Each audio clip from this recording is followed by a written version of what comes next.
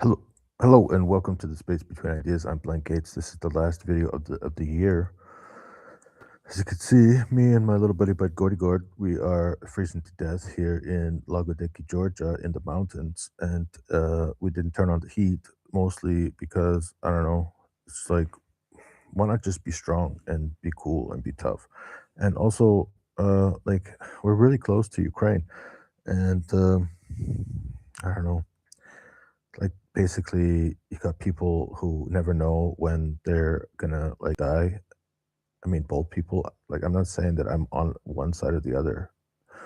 I'm saying that I think war is terrible, and to have to be a civilian inside of an environment where people have decided to go to war against each other is really difficult, and it's particularly difficult if you don't have heat, and a lot of these people in the winter don't have heat, so I just thought,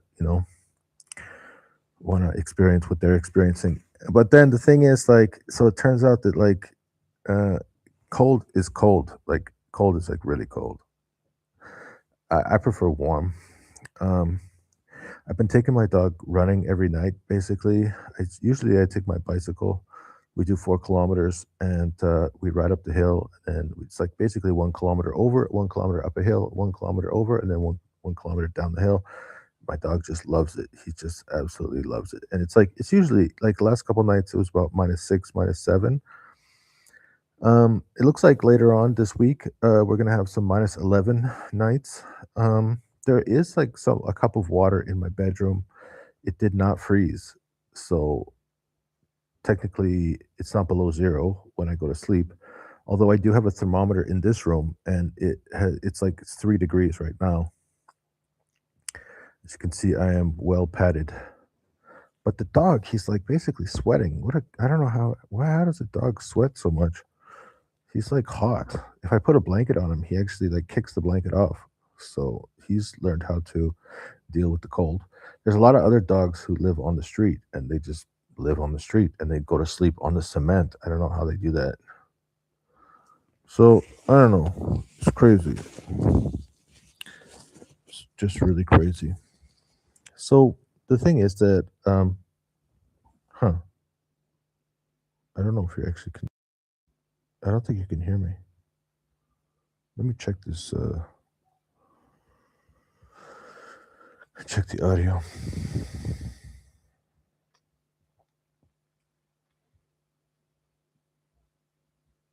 We're just clicking in right now. Yeah, crazy. All right, let me just click this thing to see if it's this one, I think. Oh yeah, okay, good. Wow, I'm just looking at myself. Okay, turn this off. Alrighty then. So let's do this. I have a lot of things I want to talk about today. A lot of important things. Um, and in order to talk about it, I just want to share some things on my screen.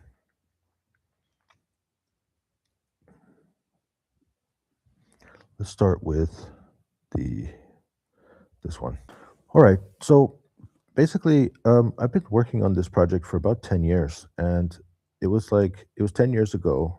It was more than 10 years ago. I was in Silicon Valley and I was talking to Tom Buckles. And I was just basically telling him that, like, I have a problem getting things done. and, so, and I was like, also, I don't really know how to do business. And he's like, why don't you read my book? And I was like, okay, cool. So I started reading this book and I said, hey, there's something to this. And I want to make it into like I want to create some kind of software project. And he's like, okay, cool. And then eventually I left Silicon Valley. I went back to Canada. And then one day I was like, hey, Tom, I think I'm going to go to Russia and I'm going to like teach business English. And then like I'm going to learn how managers think and I'm going to start presenting different thinking tools to them and see if that will help in the process. And he's like, okay, cool. And then like I talked to like more than 500 people. And as I've been talking to these people, I've been sharing them like different types of thinking. Like I started with Tom's work and then I went into some other people's work. And the more I did research about thinking tools and thinking methodologies, and the more like you start to discover lists. People have lists of books, and they have lists of methodologies and lists of tools, and I just kind of like went through a lot of these different types of materials. And at first, it's like so complicated, and there's like so much stuff to think about, and there's so many different ways to think about things. And but then, like the more that you do it, the more that you realize, like, huh, there's different tools for different types of work, and there's different tools for different like um, where what are you in the organization, and what's your purpose, and like I started to really get like a better picture of, because the thing is I talk to managers, I also talk to people who are just working in general from all different parts of the organization, and it was really awesome. Like I really had a great time, I think, over the last 5 years, 10 years. I left Canada in 2017. Now, like I also lived in China for 10 years, so it's not like I'm like not this isn't new for me. I left Canada when I was 23 years old, and I lived in China between the age of 23 and 33. Then I went to California for 2 years, and then I went back up to Canada for 2 years. I left Canada in 2017.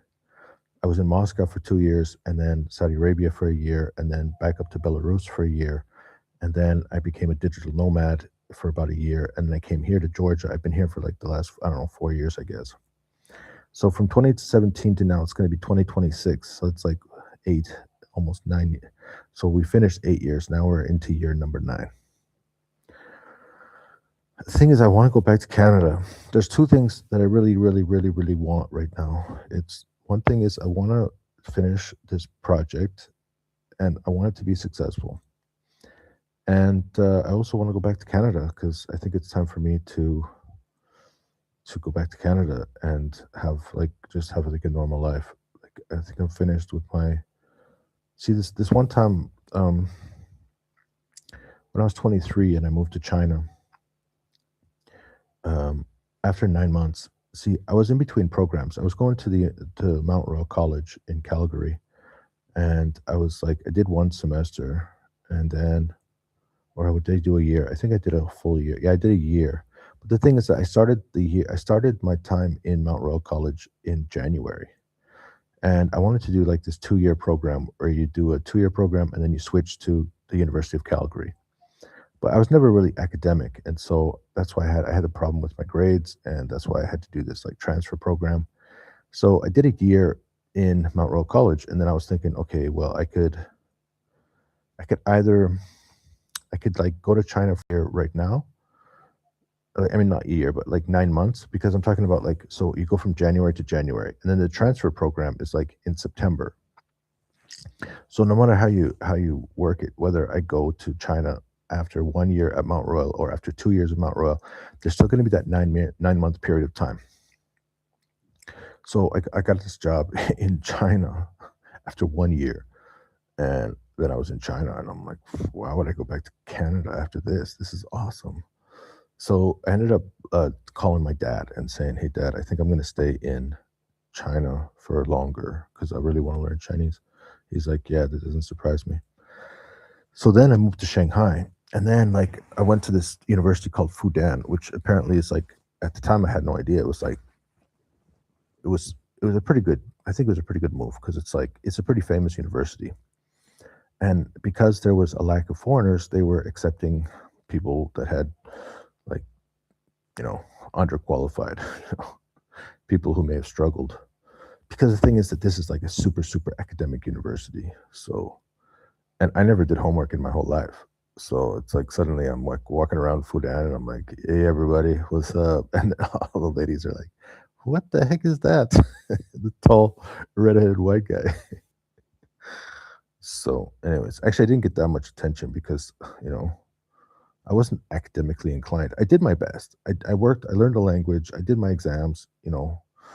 I wrote my exams by hand in Chinese characters, and I burned out quite a few times. So that was 10 years, and I graduated, and then I worked for a couple of law firms, and then suddenly I just left because I didn't understand how to do business.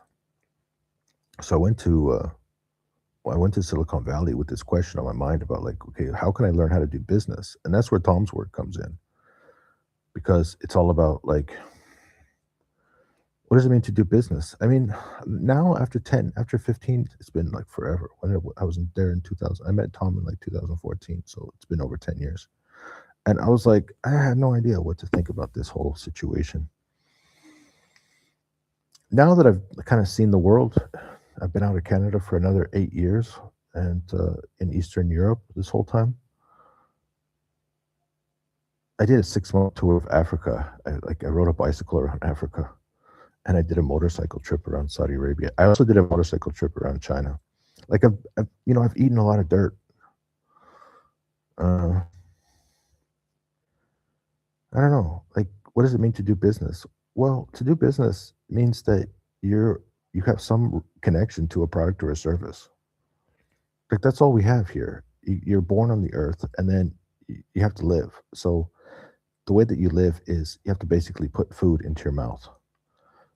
And then, all right, so that means you have to be a farmer. The first thing you have to do in life is be a farmer, meaning like you have to put food into your mouth. And then some people are like, well, I don't necessarily want to do the process of raising food. Okay, well, what process do you want to do then? Well, I like to put food into packages. I don't want to be in the dirt. I want to put it into packages. Okay, so you're a packet. You want to do packaging? Like, well, not really. I want to like turn different foods into something delicious. Okay, so you need some kind of instructions. So you're going to provide a service where you're going to take a variety of different materials and turn it into a product. You're like, yeah, okay, that's what I want to do. And then then you start to realize like everything is just this opportunity to trade. You make a decision about how you're going to provide some kind of product or service to other people who also want to put food in their mouths, and then you just need some kind of ledger. You need some kind of ledger to to keep track of how much value you're providing. And then if that decision, it's a ledger that you choose uh, to collect value, um, can maintain its purchasing power or increase its purchasing power, then you're cool. All right. So that's all there really is to it. So you got to do something to produce value, and then you have to like make a decision for how to maintain the value of that value.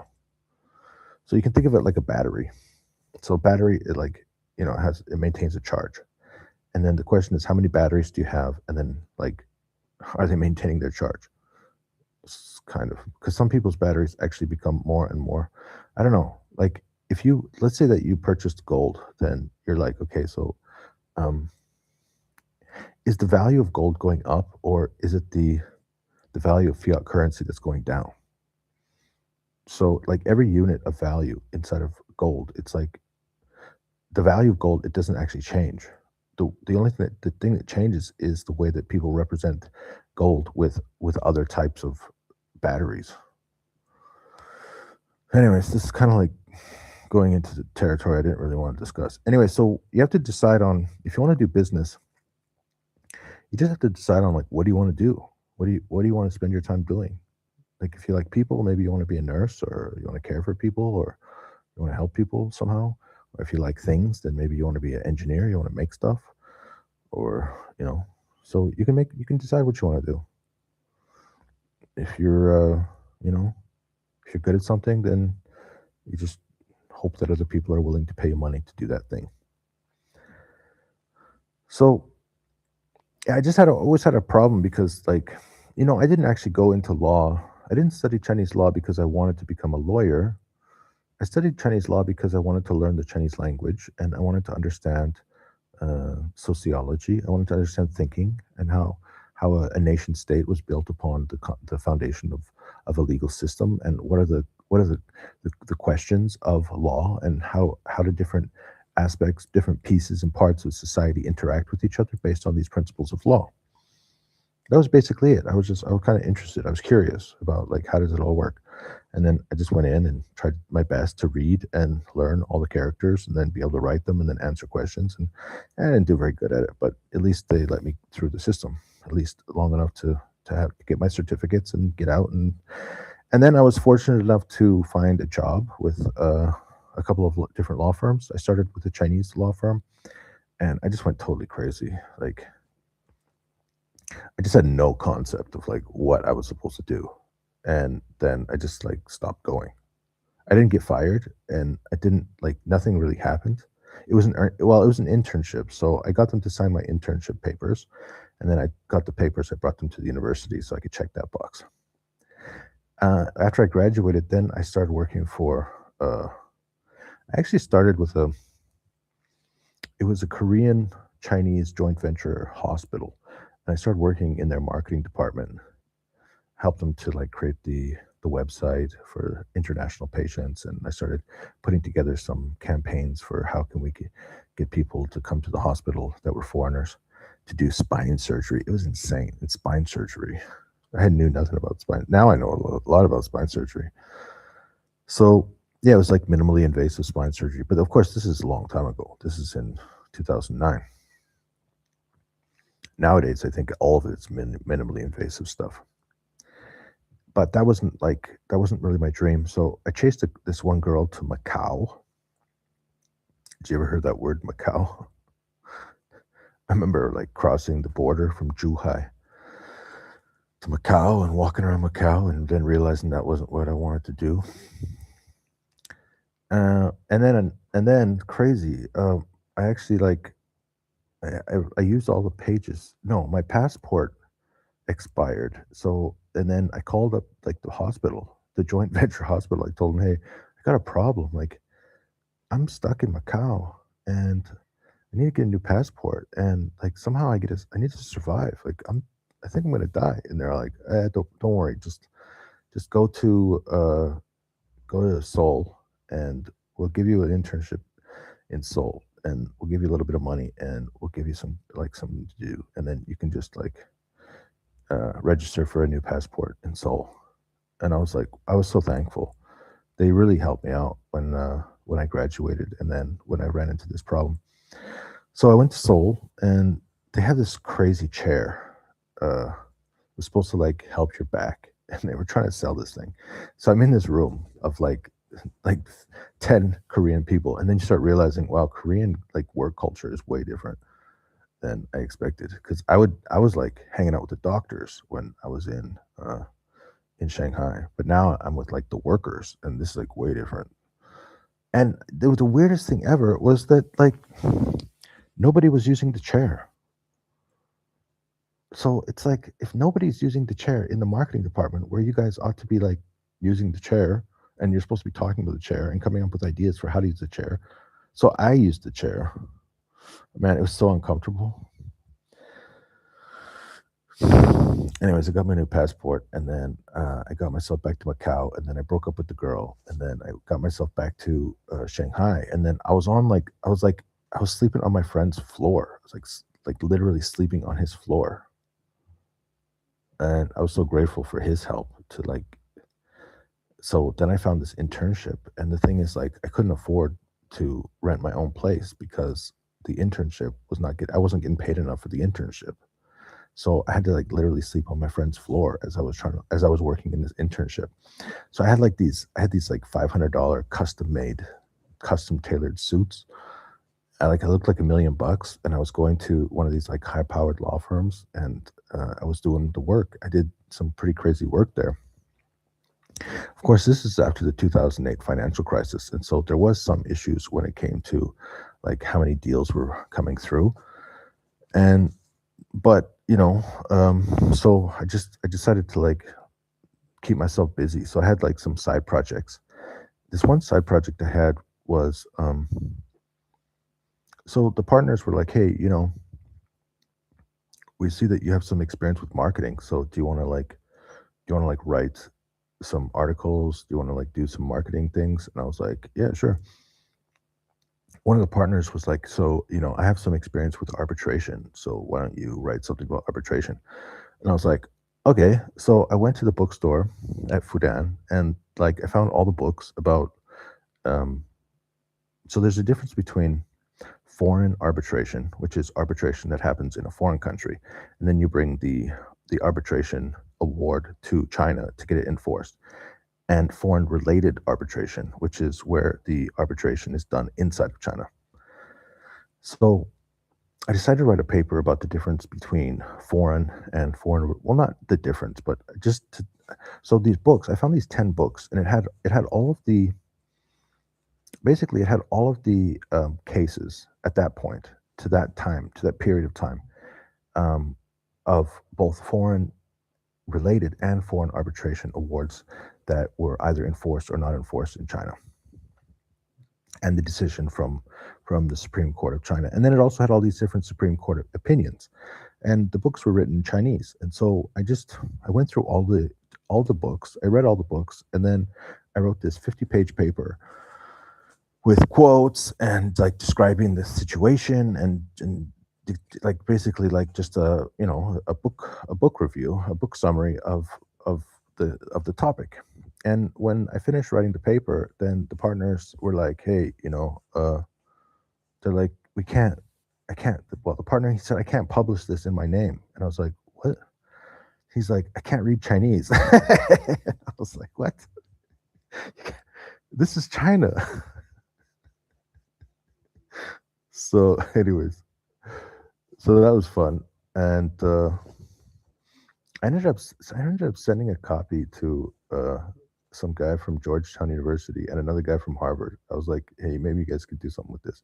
And then, like, it's really strange. So there's this one email list of basically all the international lawyers that were doing stuff with China, and I was on this email list. And so this one time, some girl, like, she posted her doctorate thesis, and it was like about foreign and foreign related arbitration. And I read her paper. I was like, mine is better than yours. Like, I mean, it's very similar, actually. She did a good job, but you could tell she couldn't really read Chinese.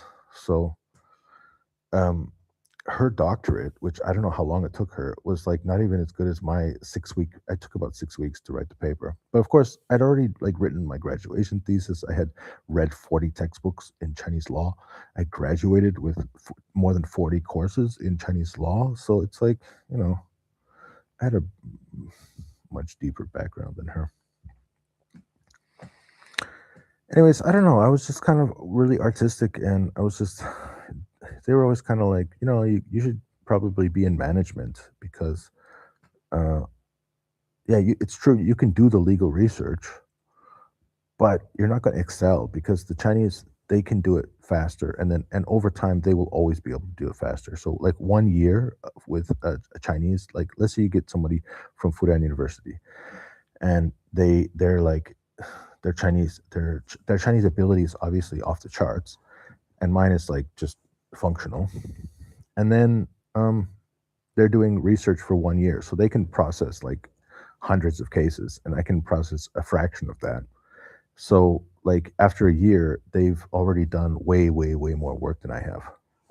So what they're telling me at the law firm is like, you should be managing these guys, and you should be managing projects, and then you're going to be using your Chinese and your abilities in order to attract more clients. So I was like, so what? I'm like a monkey with drums, and they're like, yeah, basically. And I was like, a monkey with drums.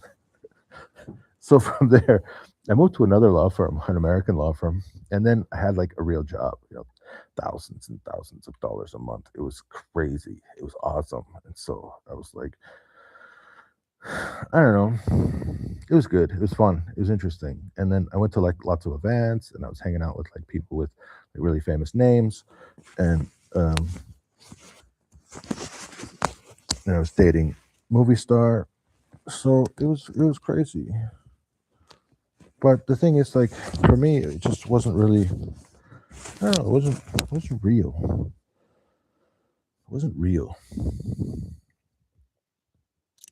So when you ask somebody like, "What do you want to do for work?" It's like, I don't want to do that. So I spent the last 10 years doing this work, which has been really awesome because as a kid, I was always like, I like to stand beside a group of people, and I don't necessarily want to be part of the group. Maybe there's somebody in that group of people that is interesting to me, and then I'll go talk to that person, and then I'll leave. but I've never really been a groupie. So I like to have like one-on-one conversations, not too long, very specific about the topic. And then, once you're done that topic, once you're done that, then go talk to somebody else, go do something else. And that's what I've been doing for basically the last 10 years is I've been having 3, 4, sometimes 5 conversations a day with all kinds of different people about thinking tools, thinking methodologies, business concepts. And I've never had an interest in like working for somebody's company. There's never been a product where I'm like, yeah, I'm so interested in that product. And there's never been a position where I'm like, yeah, I'm so interested in that position. So, like, I never really wanted to be a lawyer. I definitely don't want to be an accountant. I don't really want to be like, I don't want to stock shelves. I worked for FedEx for a couple of months, it wasn't years, a couple of months. So I know what it means to like sort packages. I know what it means to deliver newspapers. I had like little jobs, odds and ends here and there. And so like here's one question. So imagine I had to go, let's say that they canceled my visa or something happened here in Georgia and I had to go back to Canada. What job would I get? I don't know. I guess I would go back. I'd just go to a factory. I'd work in a factory because I think that in a factory, I could probably get into a management position without like in a year or two, I could have a management like a floor management position, maybe less than a year or two, and then eventually they would be like, "Hey, we see that you have a lot of experience with China, and we see that you can speak Russian, and you're learning French, and we see that you have like a lot of international experience. So, like, would you rather work on the floor or do you want to come work in the office?" And then I'd be like, okay, so I'll work in the office. What do you need done in the office? So then I'd move from the factory floor to the office. And then I would start giving presentations and I would start working in sales and I'd start working in management and strategy and I'd start working I start applying thinking tools and then I would be working in some of the planning aspects, analysis. It would just, and then I'd be the assistant to the CEO. I'd say the CEO, like, I don't necessarily want a position. I don't really want a job. I want to fix things, and I want to solve problems. So that's why I'm not going back to Canada, is because like, just there's nothing that really attracts me in this concept of jobs. So that's why I realized like let's just keep working on our own project. So in 2026, um, in 2025, I finished building the the concept of two MVPs. One MVP is called Project Arrowhead, and Project Arrowhead, this thing called Brainstorm module. This comes directly from Tom Buchholz's book, Create Crucial Insight. He has a tool. It's called State Inventiveness. And these are 5 of the, I think he has 9 eyes, but these are 5 of the 9 eyes. Imitate, ideate, ignore, integrate, interfere. So if you have a project vision and you're trying to think about like what objectives should we pursue, then you want to go through these 5 steps. And after you go through these 5 steps, then you're going to have some candidates for objectives that you should pursue. Next, you go through a choose module. So the choose module is also directly from Tom's book. It's called State Impact. So you look at the scenarios are the candidates that you came up with in the brainstorming module. So you look at those scenarios, you compare them. You're going to be comparing the similarities and the differences. And then you're going to decide on the important aspects of the decision.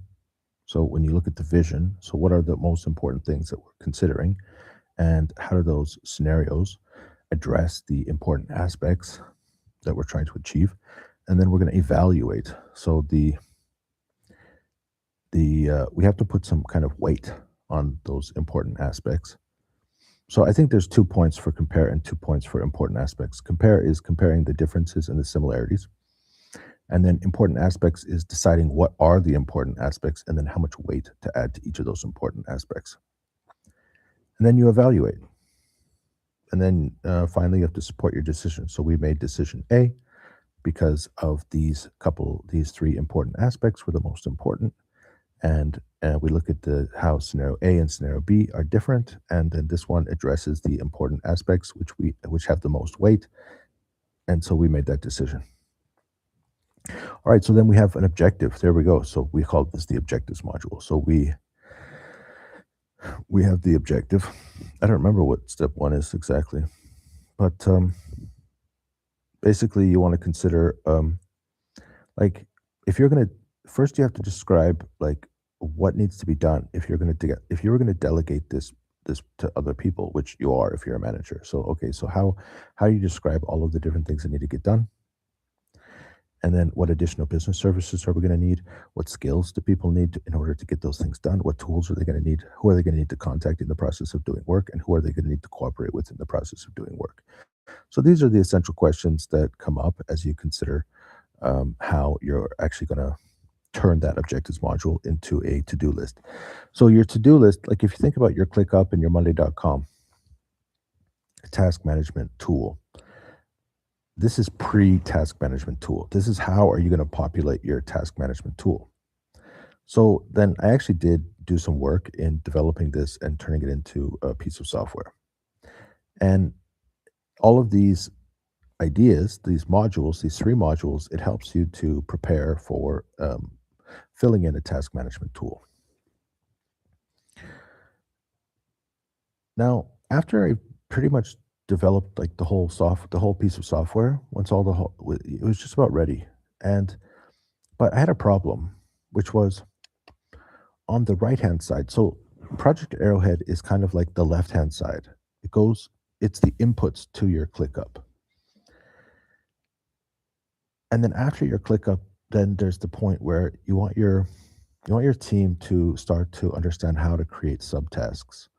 So I created this thing called the Rabbit Race Goal Tracker, and basically the idea behind that was that you had to create subtasks, and it wasn't actually finished yet. It wasn't quite complete, and so I stopped Project Arrowhead and I focused solely on this idea of like if you are just like hands, like okay, so you see how on the left hand side we have aim and decide. So aim is like okay, what is the vision, what is the objective that you want to pursue, and then you have to decide what kinds of tasks are going to lead to achieving that objective.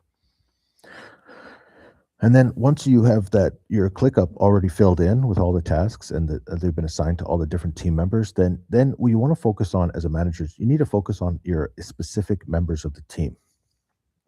And every member of the team is going to have to learn how to do stuff and actually get things done. And this is where Qubit Connect comes in. So Qubit Connect is this idea of like, this is 1 from 5. This is talking about my startup screens. Anyways, let's say we have a task in here. So the task is, as you can see, we have an objective, delegation, business service, skills, tools, context. All of this is going to create a list of tasks. And then the tasks for me, let's say that we assign a task to me. So I put the task in here. The problem is that sometimes people have an issue with getting things done. And the issue is either that they either don't have the motivation to get it done or they don't have the ability to get it done. And those are the only real problems that people face. That's it. Right? So if I tell you to do something, then the question, and then you don't do it, I can ask, why didn't you get it done?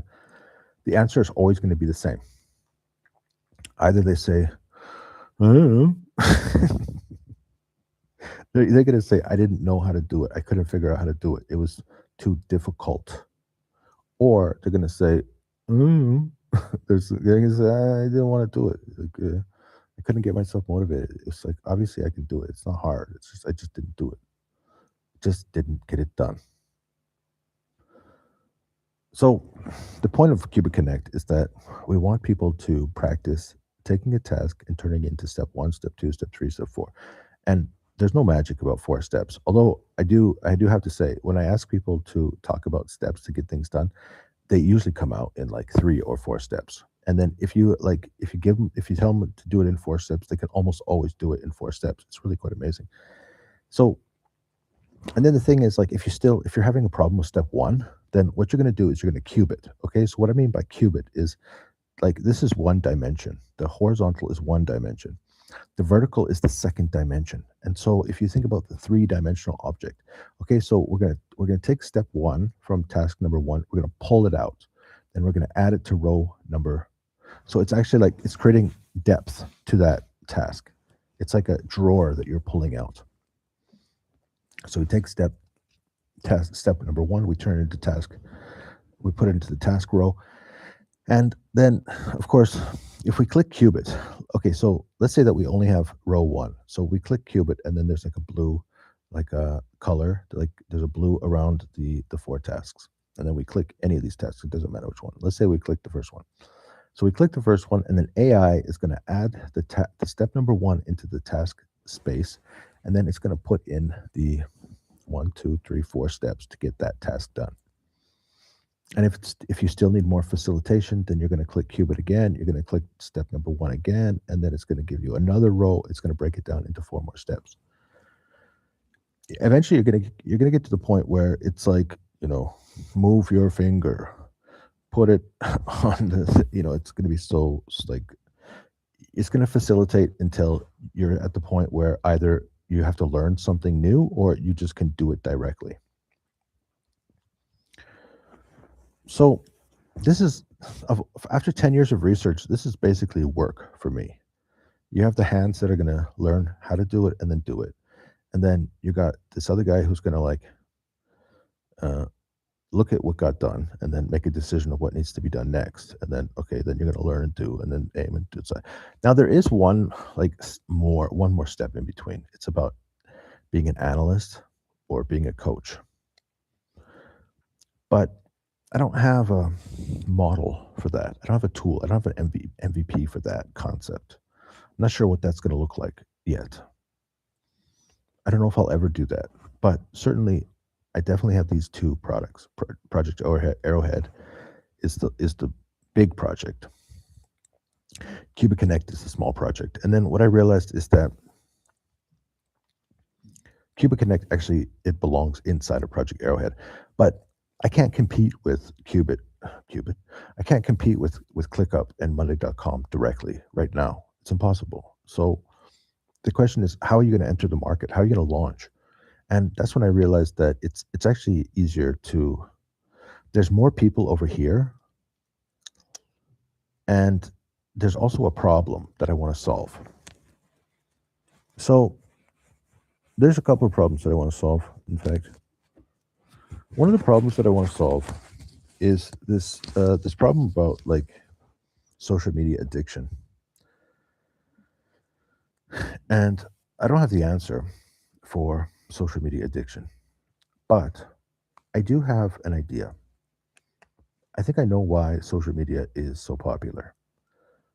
And it's not just the titties.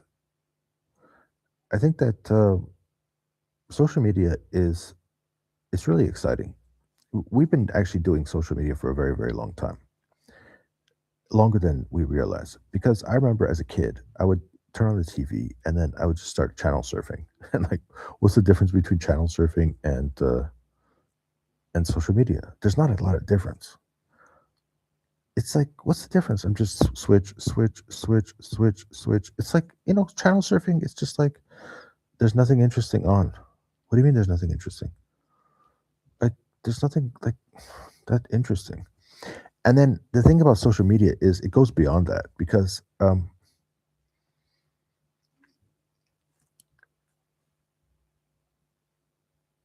it feeds you stuff that you're interested in. And then you watch it and you're still not interested. And then you just get to the point where you're not really interested. You're just surfing. And then the question is like, why are you surfing? Are you just avoiding other things? Is it truly something interesting? All right, so let's say that there's a group of people that are doing social media because they think it's interesting and they're trying to learn something from it. All right. Now, do you have a process for detaching yourself from social media? Do you have a process for actually getting some value from social media? And I think those are the two problems that I'm really focused on. All right. So the first pain point is like how to detach from social media. All right. So we have like Australia, and they're like, hey, if you're under the age of 16, we're not gonna let you use social media. Okay. Yeah, we'll see about that. Um, it's not necessarily the best idea because the thing is that like we have a lot of religions in the world, and religions are like they're often telling us what we should or shouldn't be doing. And what happens when your religion tells you that you can't do something is that you never really have a healthy relationship with those things that you're not supposed to be doing. Let's talk about alcohol, for example. So imagine you grow up, there's alcohol in the house, there's alcohol in the neighborhood, you have friends that drink alcohol, you try alcohol, and then at some point you're just like, okay, I know what it is. And my religion says you should probably avoid too much alcohol. So I know what it is. I know how it feels, and like I'm not that interested in it. And then you have other people who like, I never tried alcohol, and then they go to college for the first time, and then suddenly they're away from their friends, they're away from their family. They try it, and then they're just like going crazy, and that they just have this crazy relationship with it. And so that's the thing is that I don't know if abstinence is the answer. Um, I don't know. I don't know what the answer is because I know that religion often tells us that abstinence is the answer, and then, but then, but then the thing is like sometimes if you're dealing with cultures that deal in abstinence, and then suddenly you have somebody who has some problems with that substance, then it creates real big problems, and they still have to figure out how to get back to abstinence based on their religious principles. And I'm trying to understand like with social media. So we have these kids and obviously you're it's like so easy. So the facilitation trigger is triggered because it's so easy to flip through social media. And also the spark trigger is also triggered because you're getting a dopamine release as you see new and interesting content. So it's like that one study they did about like they had some ewes, some ewes. So they had some sheep, and then they looked at the process of making baby sheeps. And if you have one sheep that's constantly with the same second, like the same female sheep, then they noticed that there was like an increase of time that it took them to achieve the same level of excitement. But then if you change the sheep, then they've discovered that it can be the amount of time to reach that level of excitement is reduced. So there's this thing about humans and novelty it creates dopamine, and so you have this social media is this thing where you can channel surf. It's really easy, and you get really great content. All right, so then the question is like, if you're stuck, if you're doom scrolling, all right, so it's called doom scrolling. The pain point is actually doom scrolling.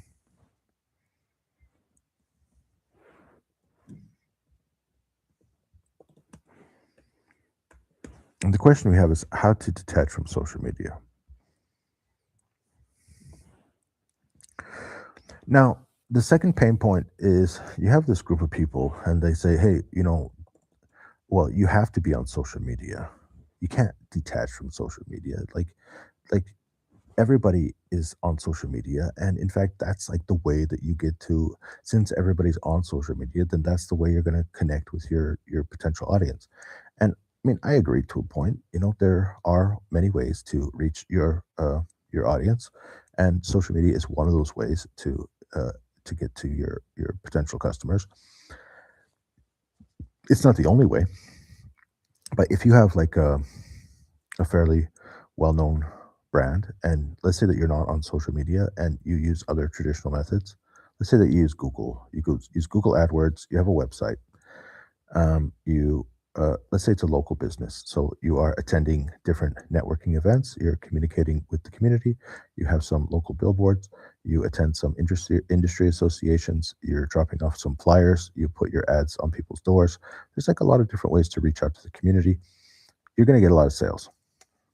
And then imagine you take the same business and then you have them develop a social media channel, and then you have targeted ads, and then it goes directly to the people in your community. You're going to get more sales. So there's definitely an opportunity for that company to get more sales. So then suddenly now you talk to the owners of the company, and then they're like, well, yeah, so we're going to have our son or daughter start creating us a social media account, and then we're going to start to produce some uh, some posts. Okay, great. The thing is that there's lots of useful content. And the thing is like how to make it actionable.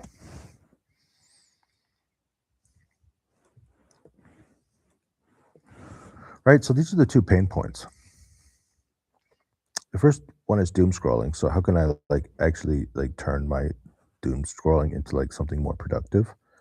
And then number two is like now that I'm like realizing that I need to be part of social media, I don't want to just be doom scrolling. And also there's tons of useful content. How do I make that content actionable? These are the two pain points that I'm trying to solve. So that's what I think. That's why I think the Qubit Connect has an opportunity here. And the issue that I'm going to be focusing on is this idea where we are. What we want to do is, well, let me show you. So, all right, let's start with this one. So, okay, here's some dude. I don't know who this guy is. He's got 14,000 followers. Apparently, he lives in Bali. He's talking about lead generation for 13 plus years. I don't know which post it was exactly. In fact, I do. It's this one. Why familiar beats fancy. This is the psychology of relatable Facebook ads. Here's why your most relatable, homemade looking ads almost always outperform the fancy ones. The more polished your ad looks, the faster people tend to scroll past it most of the time, because polished feels like advertising, and advertising triggers skepticism. When something looks too perfect, your brain tags it instantly as ad.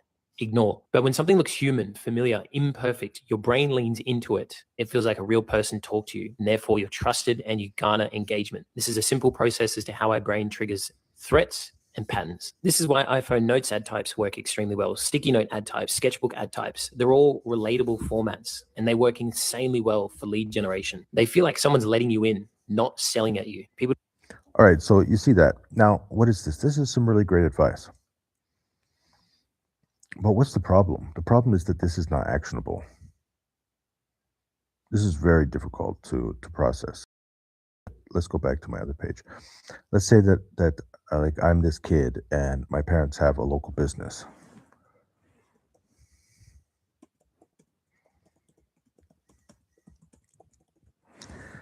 That's a great post. In fact, that post I sent it to somebody.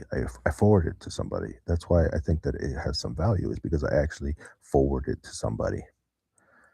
But like, how do we actually turn that into useful content? So what we need to do is we need to turn it into task 1, task 2, task 3, task 4. And then we need to turn task 1 into step 1, step 2, step 3, step 4. So like, what's the purpose of that video? That purpose is to create an ad. And then, okay, so then it's like, okay, so we're going to create an ad based on the principle of familiarity. All right, what's task number 1? So now we got to go back and we got to listen to it again, because we need to turn it into some tasks. All right, let's look at the next one. So this one, I see this guy quite a bit. You can see this one has 29,000 followers. I've seen a few of his posts. It's kind of annoying. I think a lot of his posts are annoying because they're like useful to a point, and then to a point they're not useful. And I don't know. It's like he obviously has something going on. because he's got a you know he's got a relatively simple format. I think that he's putting a lot of effort into it.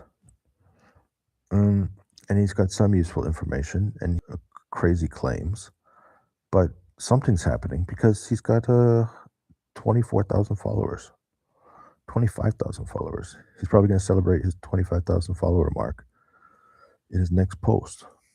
And he's got a YouTube channel.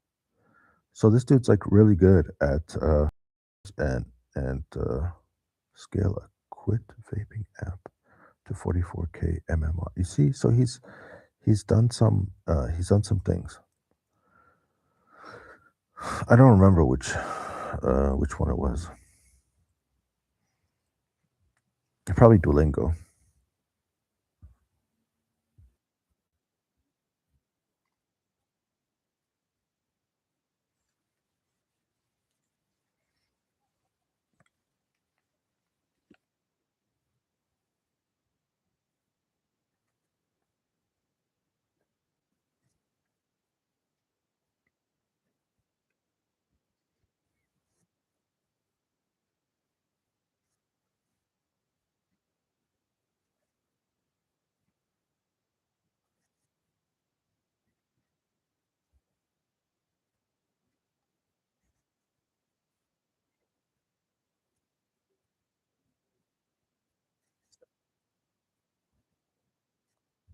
I guess he'd really like Sensor Tower.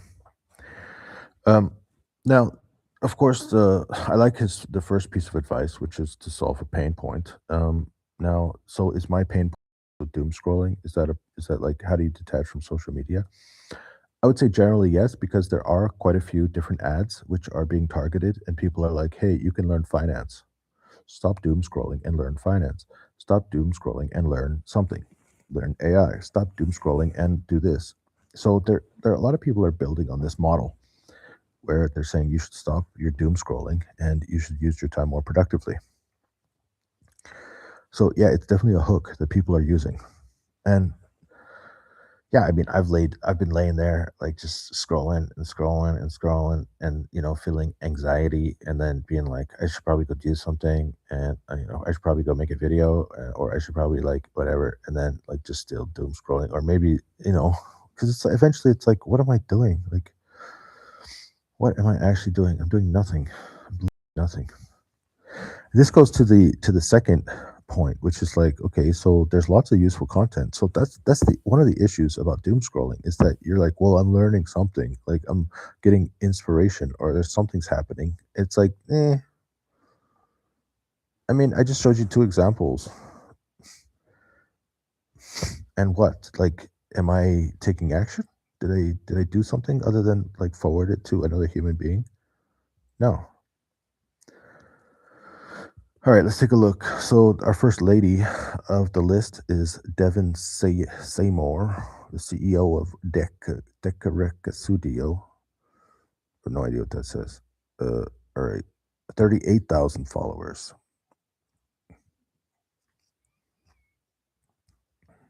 Websites that make our lives easier. I don't know which one was it. Which one did I recommend? Which one did I forward to a friend? I have no idea. I assume it must be one of the first ones.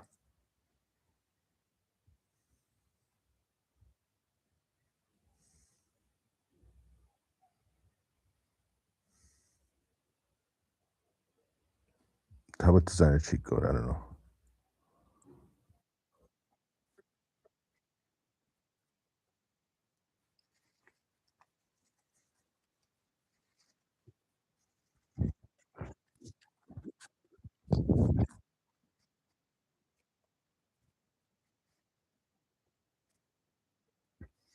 All right, great. So this is a good example.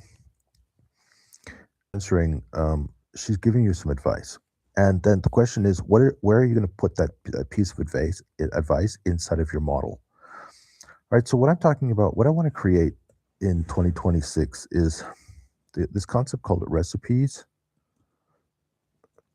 or instructions. I don't know. Instructions doesn't really sound that great. How about a build kit? Build kits.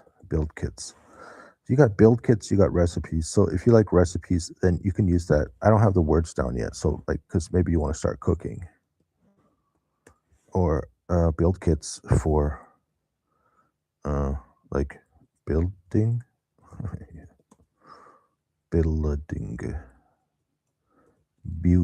building. So you got build kits for building, recipes for cooking, build kits for building. I don't really care. There was a time when these words had some kind of gender associated with them, but you know, if you watch the Emily in Paris, then you can see how, you got this Michelin chef is a dude, and then you got this marketing CEO who's a chick. So I think that show is a very strong feminist type of atmosphere. But then also it's not necessarily feminist actually. It's just saying people that have like creative ideas and are good at stuff should do stuff that they enjoy doing. And like, so these are like words that people might enjoy. Where recipes, why not recipes? So what we're talking about, which generally speaking, we're talking about instructions.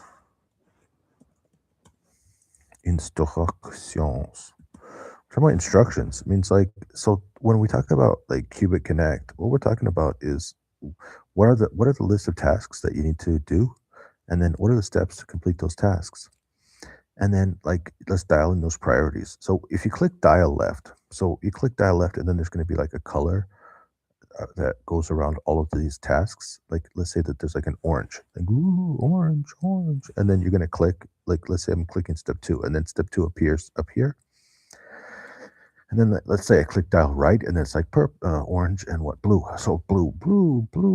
So let's say that all these, it's like blue color, and then this is like blue color, and then I click step 4, and then step 4 comes up here, and then now it's like, then you want to click which one's your priority. So let's say I click the left side, and then everything turns gold, and then it's like, get going, let's take action. So the point is that this section here, this is the recipe, this is the build kit, and so there you go. We need to build these recipes and build kits. So what it means is, like, let's say you have some kind of endeavor, or let's call them objective. So you have some kind of objective or endeavor,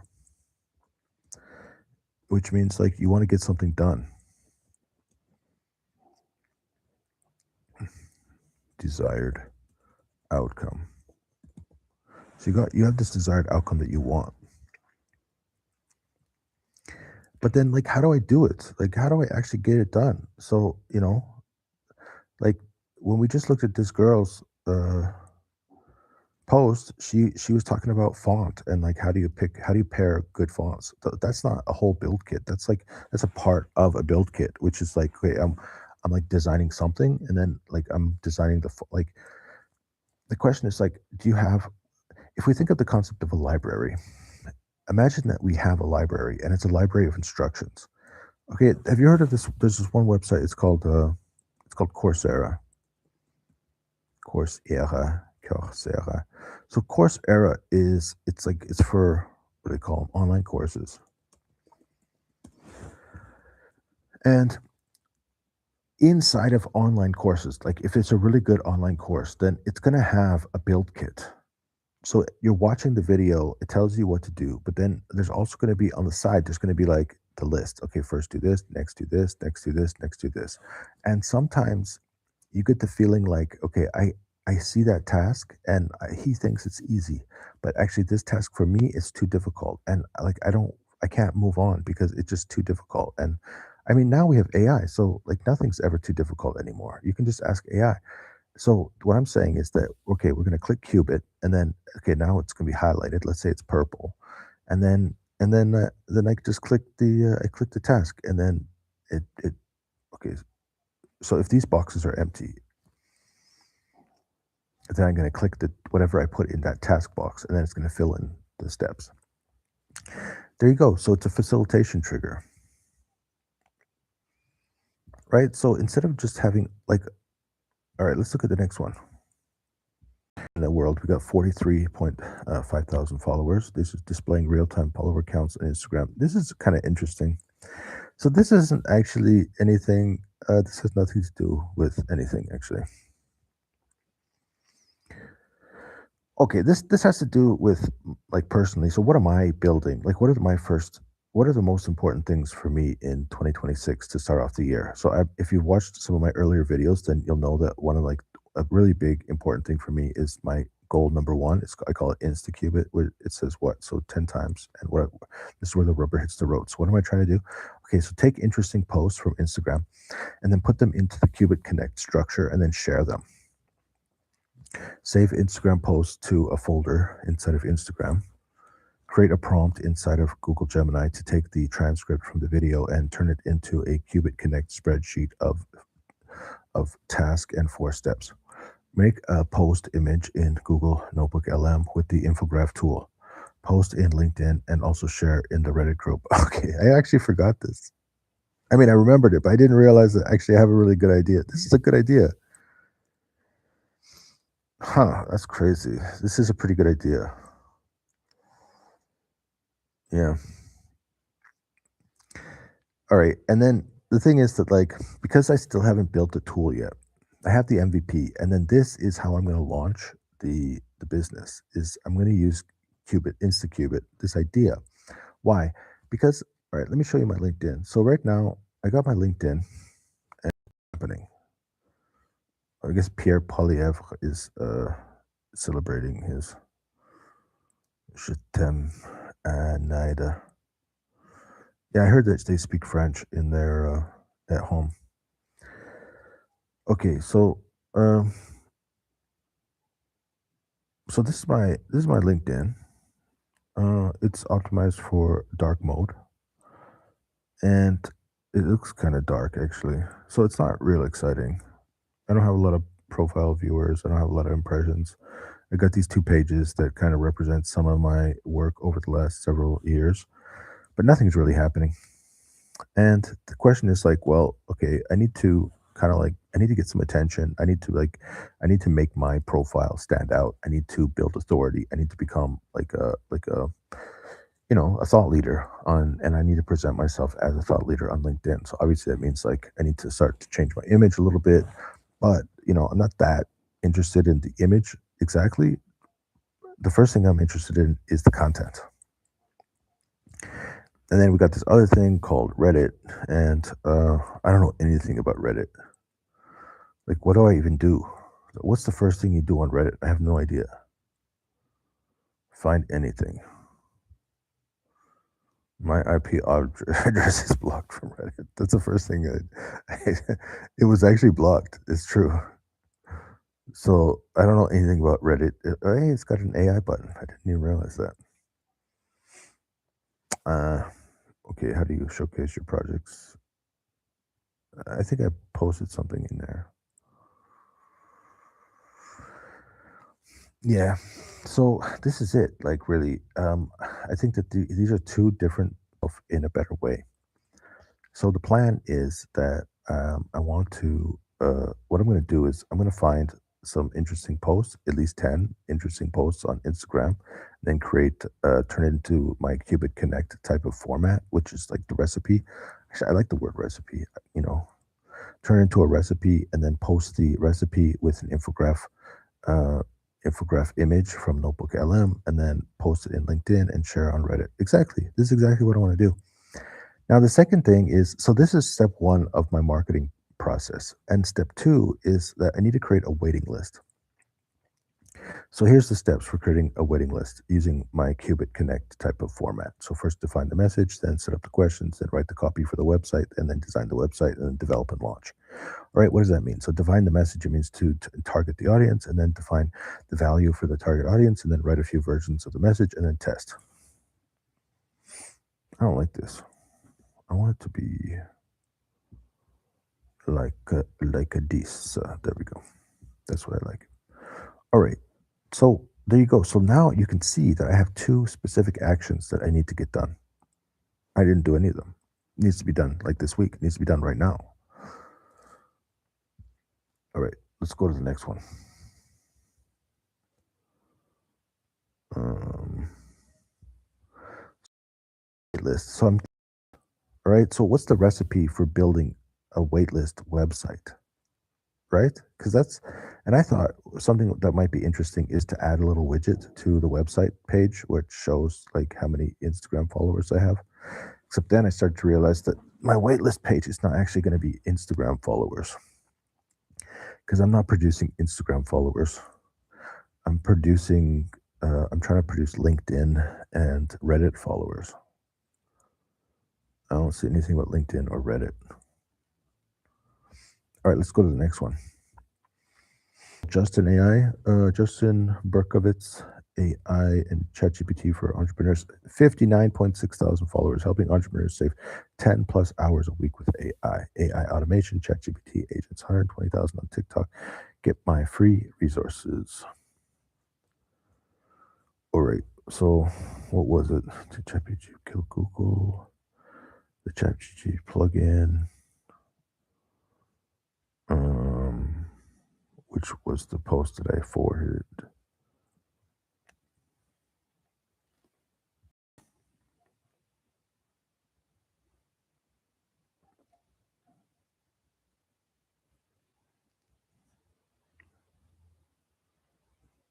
I don't know.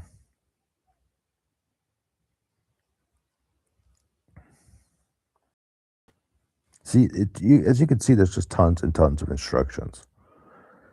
And the thing is, like, the issue is that when you click one of these things, then it's really easy to just doom scroll. All right, let's just pick this.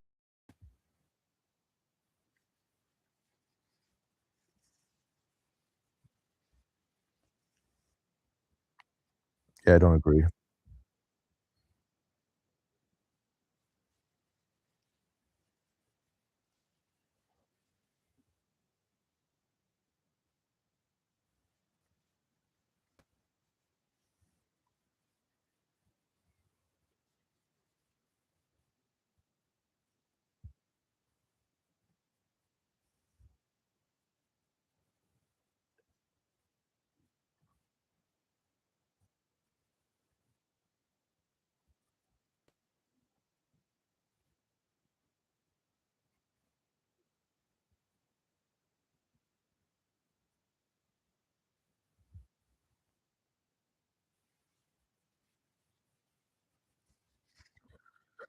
Okay, so you see what I just did.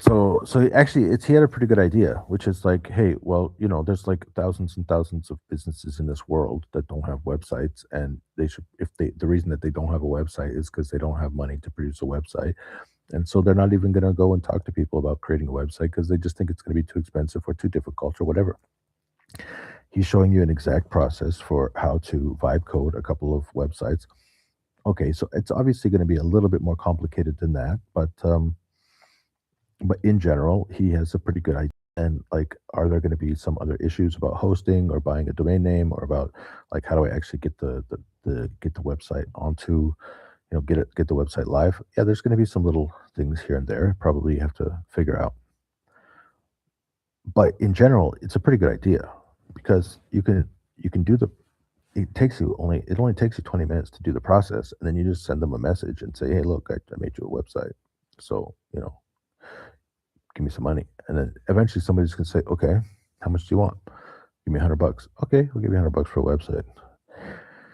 So yeah, I agree. I agree. So, but then the thing is, are you gonna actually take action on that specific thing? So it's like it's enough to like to get a little bit of a dopamine hit to like to believe that, oh, I can do something, I can make money, I can, that's easy enough for me. But then is it can you actually take action? Are you actually going to take action? All right, so let's get back to, so he's like, if we talk about this idea of online courses or Coursera, like he actually provides you with an issue. Because, in fact, what happens is like, is it actionable? How to make it actionable? Is it actually actionable? What he just said, it's like it's actionable. So, okay, you'd put his Instagram thing on the left side of the page, and then you'd be doing the work on the right hand side of the page, and then you'd go through the you'd put click start and stop and start and stop and start and stop and start and stop, and then you can just kind of like watch it a couple of times. Now, the question is: is it possible to put that video? You see, so the question is, if we talk about InstaCubit, is there a way to actually just upload the prompt? I mean, upload the Instagram video into a product, and then what it does is it has the video, the Instagram video, and it shows you screenshots, and then it types out the recipe. So then it creates some kind of document. So then instead of having to sit there and push like start and stop and start and stop and start and stop, then what I can do is I can actually just I can copy uh, the link, the Instagram link, and put it into this Qubit Connect tool, and then it produces a series of screenshots, and then next to the screenshots it puts the tasks, and then it breaks each of the tasks down into 4 steps. And whenever I have to, like, if I don't quite understand or I'm having a problem, then that's when I can use the Qubit Connect button to make the steps into smaller steps. You see what I'm saying? See what I'm saying? What do you want, Gordon D? All right, so let's take a look at the wider picture. All right, I'm going to share my whole screen now.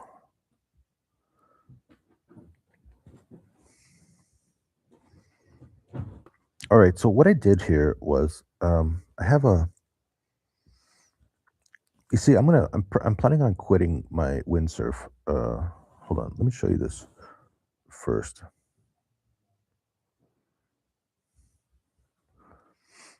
So I got 10 days left on my windsurf, and then I decided to quit my windsurf.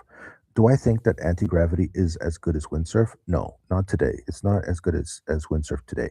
Do I think that anti-gravity will be as good as windsurf within the next 6 months? Yeah, probably. So, I mean, the thing is that I'm already paying for Gemini Pro, so I've decided to stop paying for windsurf. And also, I'm going to use like this one here, this 5 credit model, because I got 500 credits, which means I can do 100, I can do 100 requests, I can do 100 prompts, I can do 100 prompts. All right, so this is what I asked. I said, can you create a markdown file with all the best advice that Cascade would need to understand inside of Windsurf before building a product? I'm going to copy and paste the file into Google Gemini 3 Pro, and we're going to talk about my project and what we want, and what we want you to build. I need you to provide a list of things we should discuss and also consider doing online research, since recently people have been posting a lot about how to prepare your Windsurf project and vibe coding to best consider rate limits, memory, debugging, security, and accuracy and focus. So I put the same prompt inside of, let's just make this smaller. I put the exact same prompt into my anti-gravity, and then I took the response from anti-gravity, and I also took the response from Windsurf, and then I put them inside of. All right, so this is the Windsurf side. So you can see it's on like the far left-hand side of all these Instagram things here. So I want you to be the architect. So I put that in here. That's the first prompt. It says, I'll create a comprehensive markdown file. Okay. And then I gave it the markdown file. And then it's like, okay, so here's that, this. And then I said,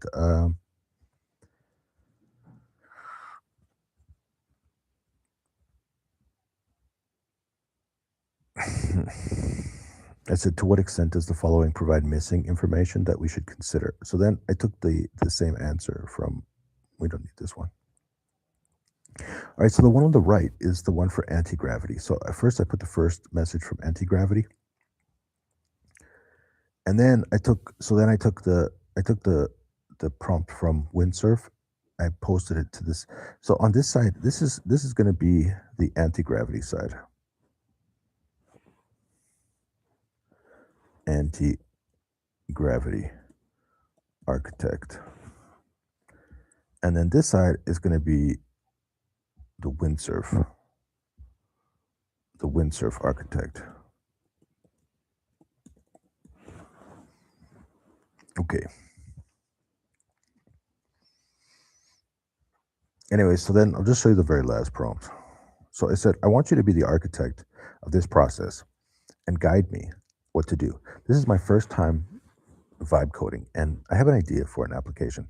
I'll copy and paste anything you tell me to copy and paste to Cascade inside of Windsurf, and then I will copy the response from Windsurf after it has completed the work to you. During the process, I'll provide guidance and answer any questions you or Cascade have so we can build the product of my dreams. Do you have any questions for me before we get started, or do you want to produce a prompt for Cascade? I haven't copied or pasted any of your above text to Cascade. You now have control to guide the creative process. And of course, the very last prompt is exactly the same thing for this is for the Gemini.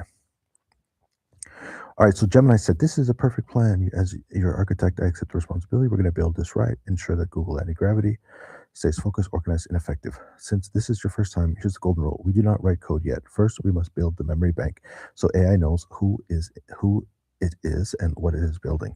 To generate the first specific command for anti-gravity, I need to know what exists at.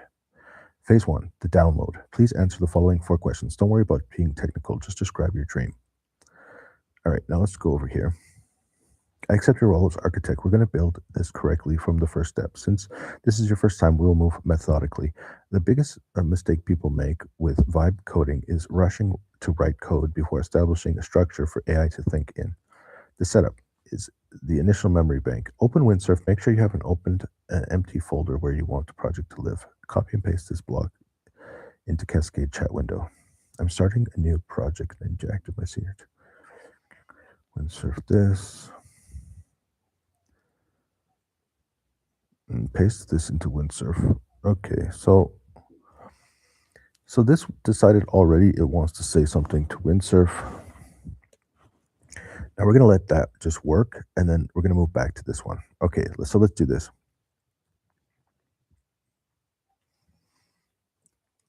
Okay, so the thing is that I'm going to be building a second project, a second MVP, and it's going to be this app that helps people to do tasks and also to break tasks down into steps. So basically, it's called Cube It Connect. And the idea is that like I can write down some of my tasks that I need to get done.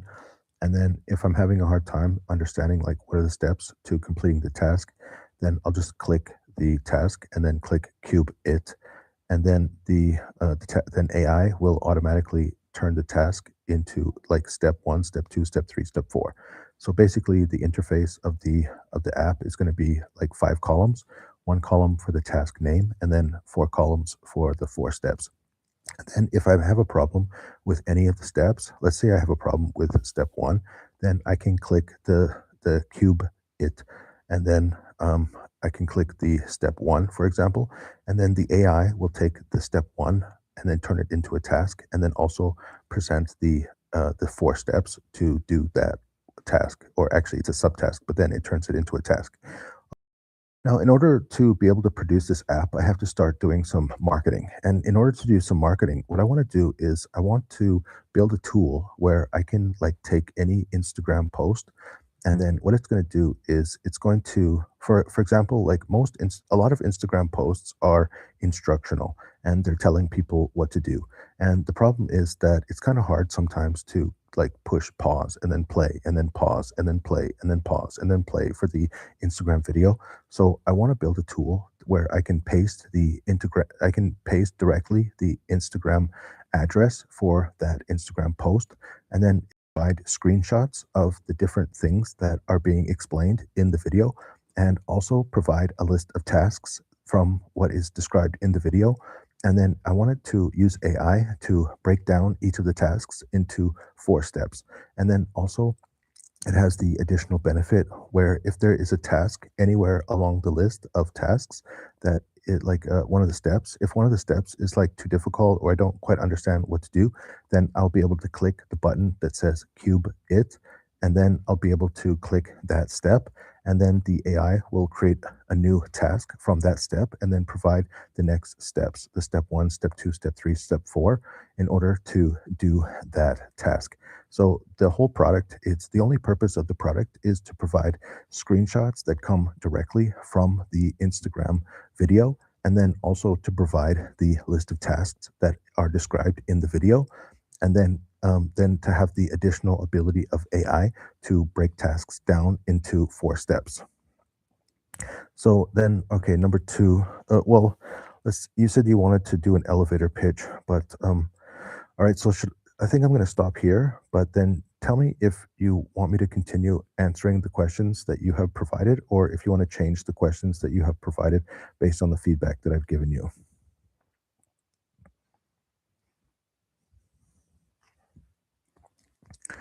All right, so let's jump over to Windsurf. And see, the good thing about Windsurf is you can just click copy.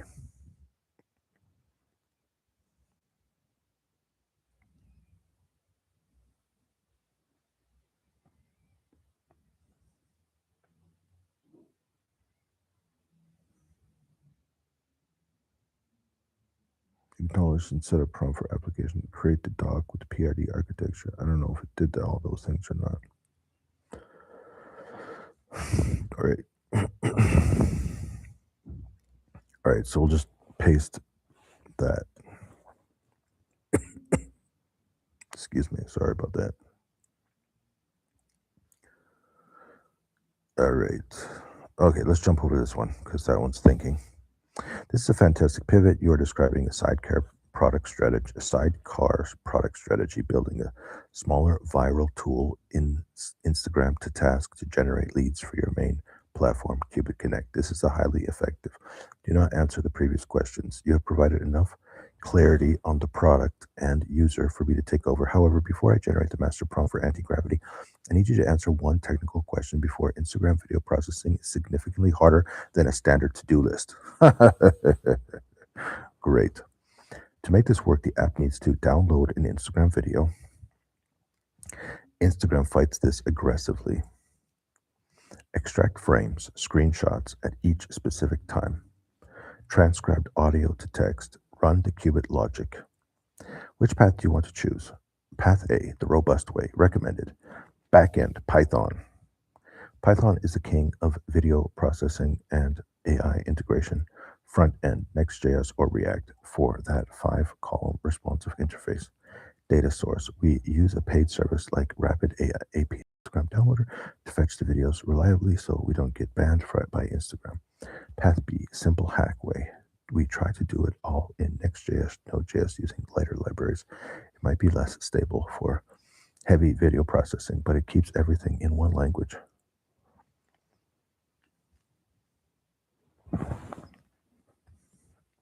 All right.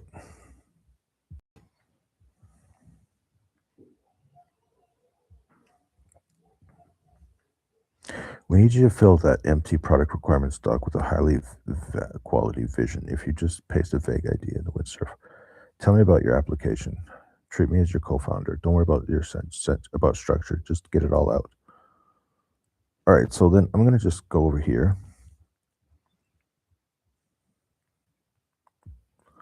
And I'm going to paste it in here.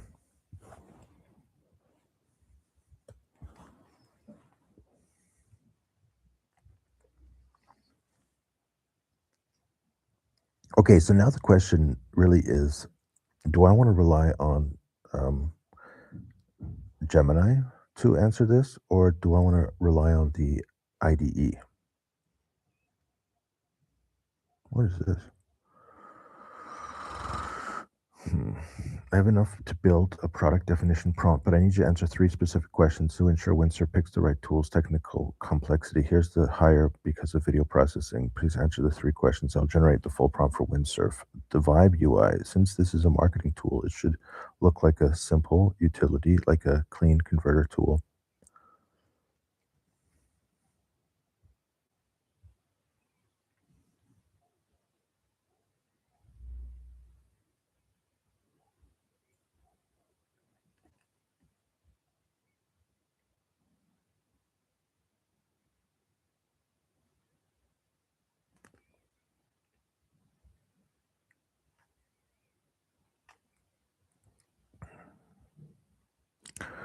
Okay, so this is the thing. Hmm.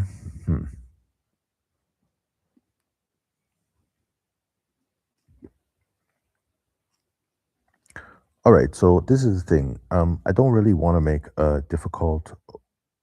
What's going on? Let's try this one.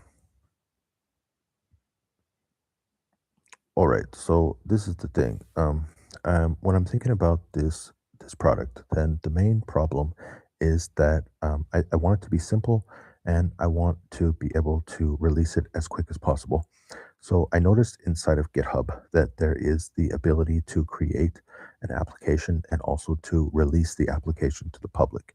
And so I want to put my app onto GitHub, and then I want to turn the GitHub into an actual, like, into something I can share with other people. Also, I want the app. So the thing is, I don't necessarily want to have to I don't want to just paste an address into the website. So because I think that this is a little bit too difficult, and I think that I want to have a product that can scale right away. So I want people to have to. So what they have to do is they have to actually download the video themselves. There's already tons and tons of websites where they can download the Instagram video directly from Instagram. And so I don't want to do that for other people. And also for me, I would say that in general, um, like it's only going to take me an extra 30 seconds to use a tool which already downloads Instagram videos from Instagram. So it's just going to use Google or some kind of search tool to download Instagram video, for example. And then I'm going to put in the address for that Instagram video, and then it'll download the video. Okay, so now I have the video on my desktop. So once I have the video on my desktop, then the thing is that I also have another tool. The other tool that I have, it's called Mac Whisper. So once I put the video into Mac Whisper, then Mac Whisper, yeah, exactly. So once I put it into Mac Whisper, then it's going to provide me with the transcript. So basically, what I want is I just want to upload. So the interface is going to have two different input boxes. There's going to be one for uploading the video, and then another one for uploading the text from Mac Whisper. And then I'm just going to click process, and then after I click process, then it's going to create like another page, and then that page is going to have it's going to have all of the images that come from the video, and then it's also going to have the like the list of tasks, and then it's going to populate all the boxes with the steps for doing each of the tasks. And then also there's going to be a button. I'm going to click the button, and then after I click the button, then I can click any task, and then after I click that task, then that task is going to add a new row underneath the current row, and then it's going to add like the 4 steps for accomplishing that one task. And also this is optimized for mobile, so the expectation is that this is only going to be primarily available for mobile. So yeah, so then and then also people are going to be using their own API key. So there's going to be like a link on the top of the main page that says like enter your this is how you get a free API key, and then enter your own API key into this yourself. And your API key is what is going to help you to do all of the processing. And so we don't collect any of your data. All of the data that you enter into this website is going to be saved on your own browser. And if you refresh this page, then you're going to lose all of the data.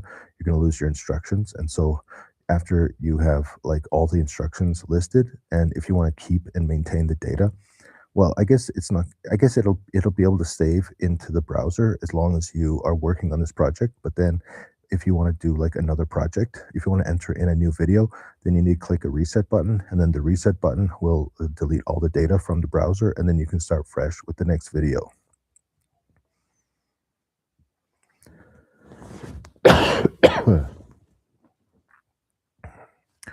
All right, so I'm just gonna put that also in here.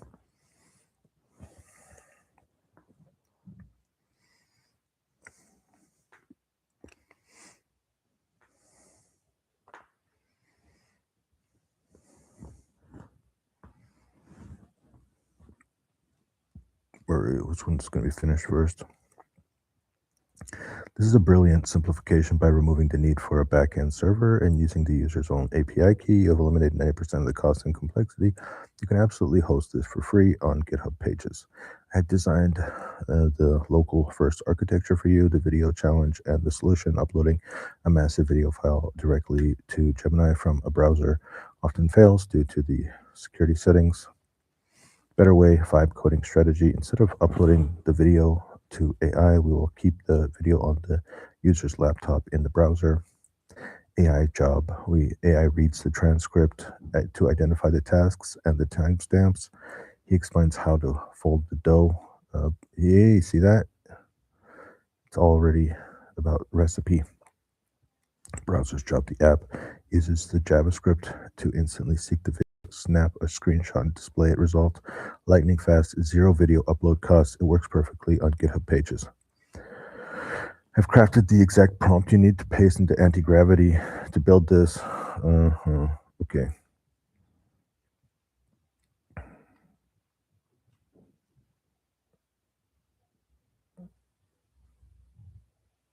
What's this? All right, now here's the other one. It says exactly the same. Bring your own files and bring your own keys.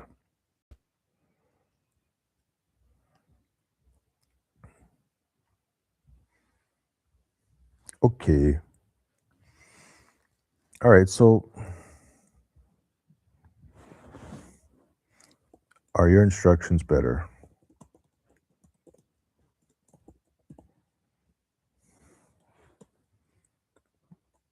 Use yours,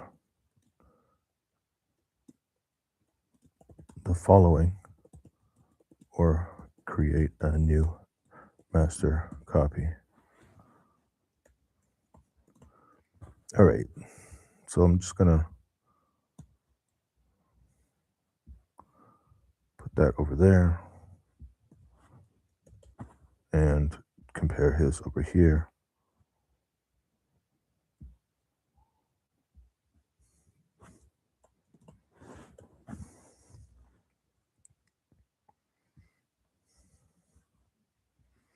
Your text is better. Why? Because it follows measure twice, cut once rule established in the Windsurf guide. My previous prompt was a jump straight to code command, which is risky. Your text forces the AI to build memory bank docs folder first. However, I made one critical upgrade to your text. I added a section called technical guidelines.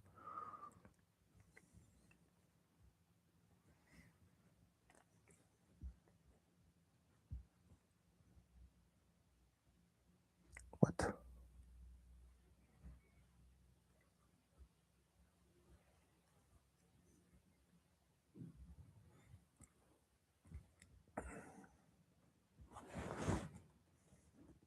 Current master copy or this upgraded version.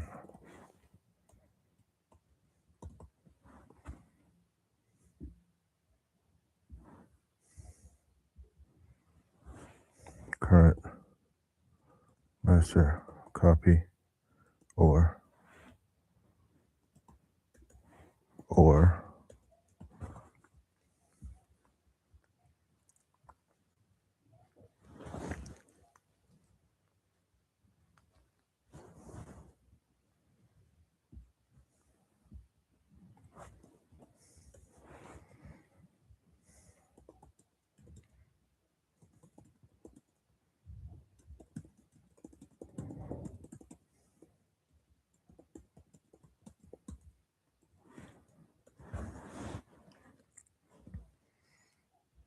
yeah, this is just me being crazy. I don't know if it actually helps.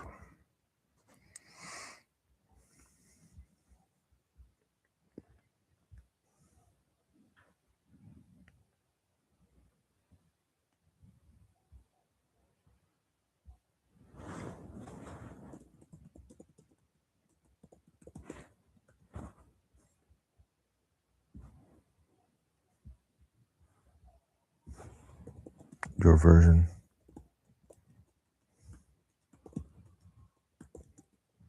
or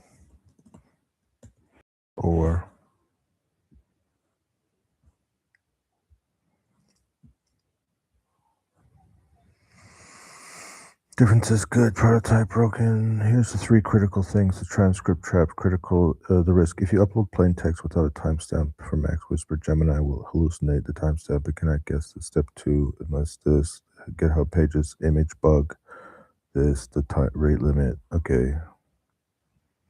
You see, so you start asking debugging. It's just like suddenly they're like, oh yeah, there's also these other things we need to think about.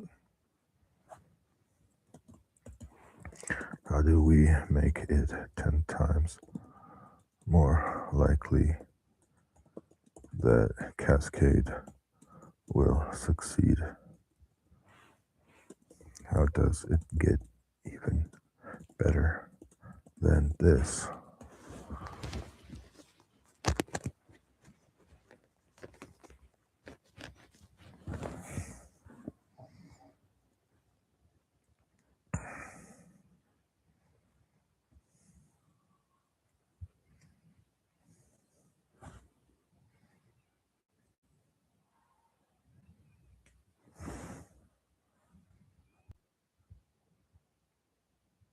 Died.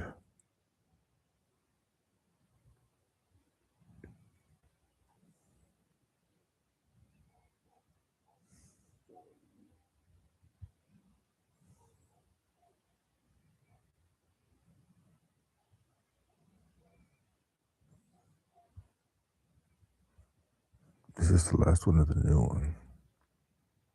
Okay, it's the new one.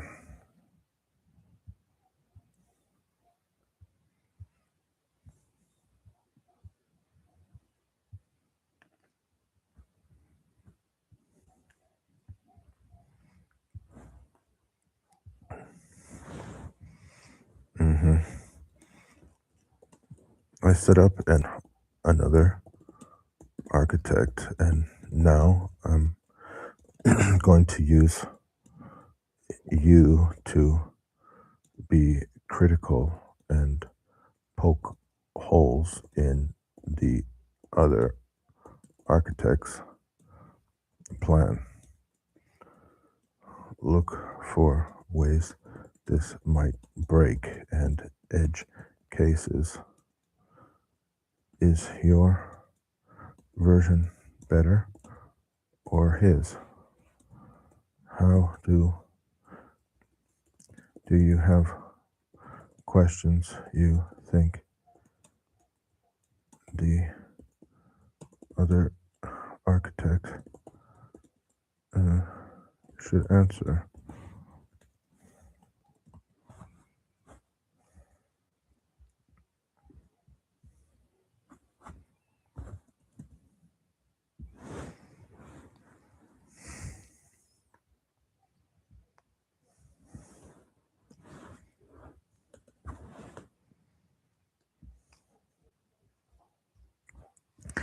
Now, the thing is, I don't really know if this is an improvement or not. I have no idea what they're talking about. I have no idea if this is like over, like, is it enough? Is it more than enough? Is it like, are we actually going to be able to do this? But I just did some, back and forth testing. This titanium prompt is excellent. An organizational structure file is a pro move, but I have identified critical technical failure point that will cause the app to crash after the user long video. If you run the titanium prompt as is, you will hit a quota exceeded error very quickly. Here are the holes. I found the specific questions you need to ask to fix them.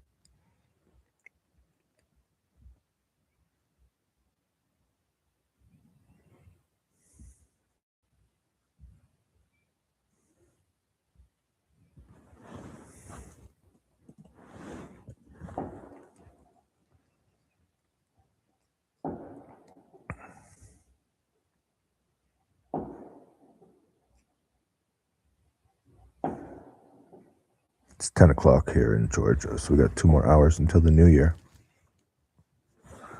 This red team architect has done a huge favor. They're 100% correct about the local storage crash. If we haven't, your app would have failed the moment you tested a real video. Here's the breakdown of this.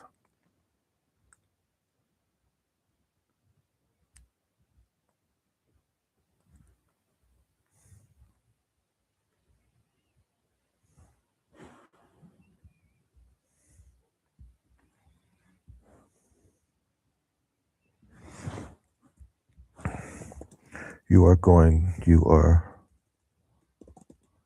to be prompting anti-gravity, and the other architect will prompt cascade.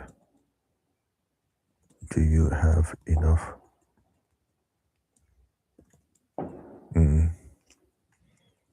Are there more potential errors you would like to point out before we start building? Think long and hard, because you are in a competition with Cascade and the other architect, and you won't have access to the other architect once we start building. What else should we be discussing? List 10 things.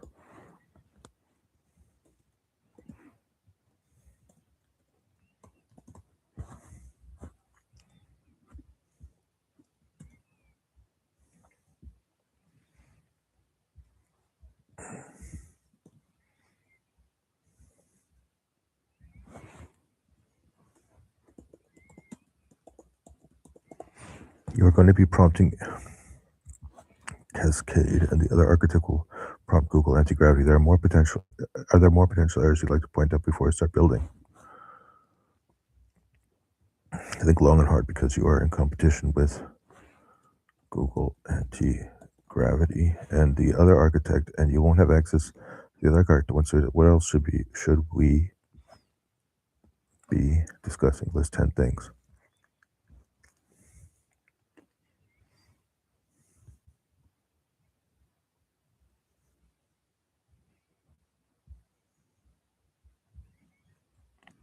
My goodness. I don't even know if we're just being crazy or what's going on now.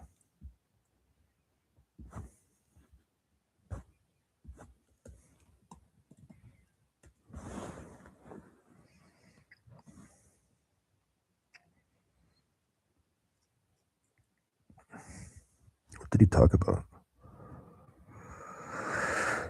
The other architect is thinking like a back engineer. Store the data, parse the file. I'm thinking like a front-end browser engineer, where I see 10 specific ways this app will break, crash, or annoy you when it actually runs on Google, on Chrome, or Safari. Here are 10 potholes the diamond prompt missed, and we discussed before we paste that prompt, and you'll spend 3 days debugging black screens and mobile crashes.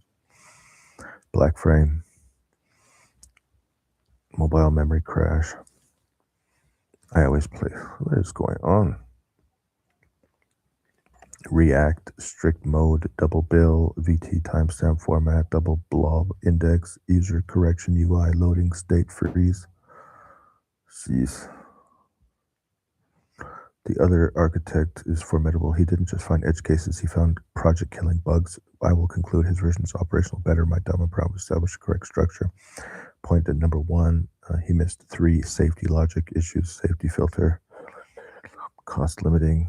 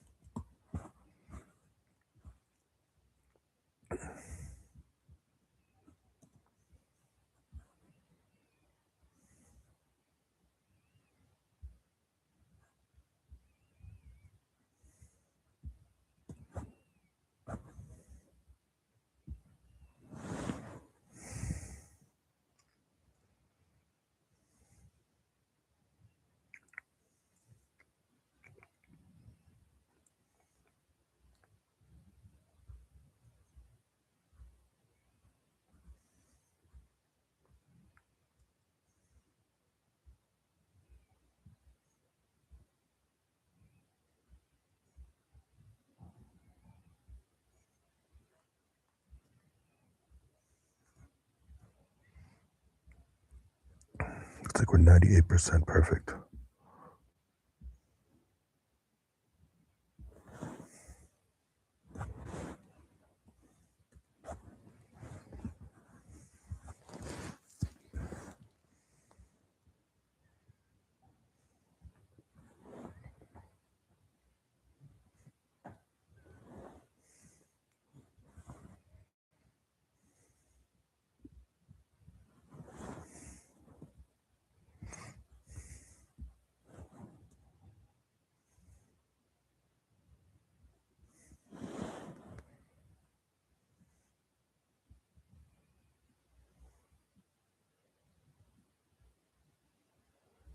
The final 2%, the difference between a tech demo and a product. Here's 5 missing elements.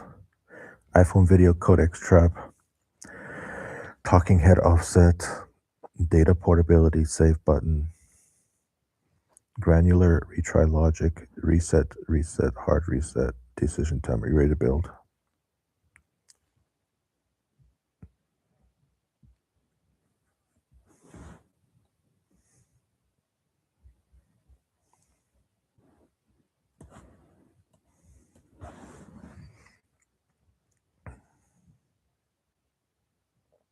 So he didn't actually name 5 things. He only named 3 things. 1, 2, 3. Oh, he did list 5 things.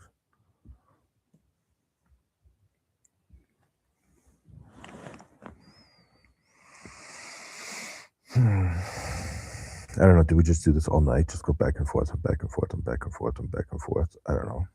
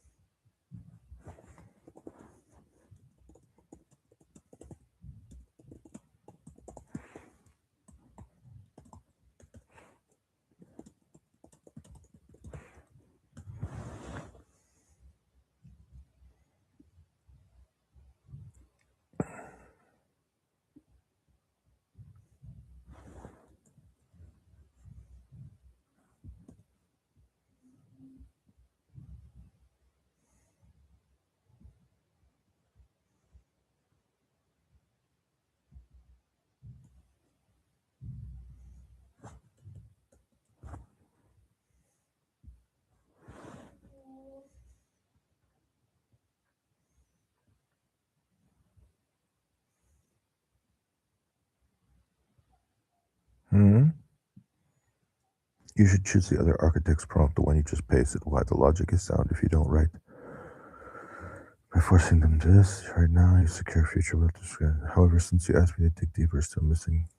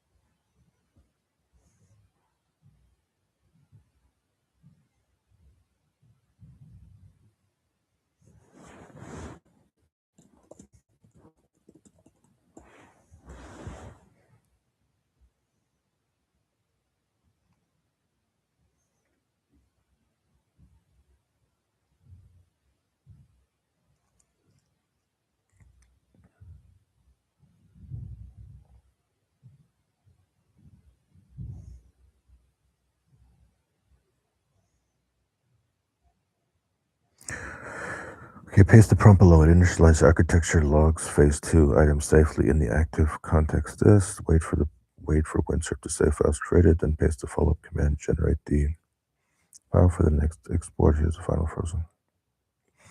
Define the technical specifications for Qubit Connect. Initialize the project memory by creating the 4 files. Create instructions. Do not generate any application code yet. I need to access this, do this, do this. Okay.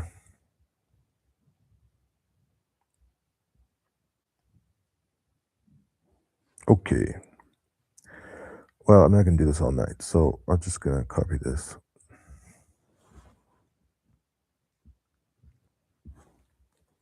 Like this.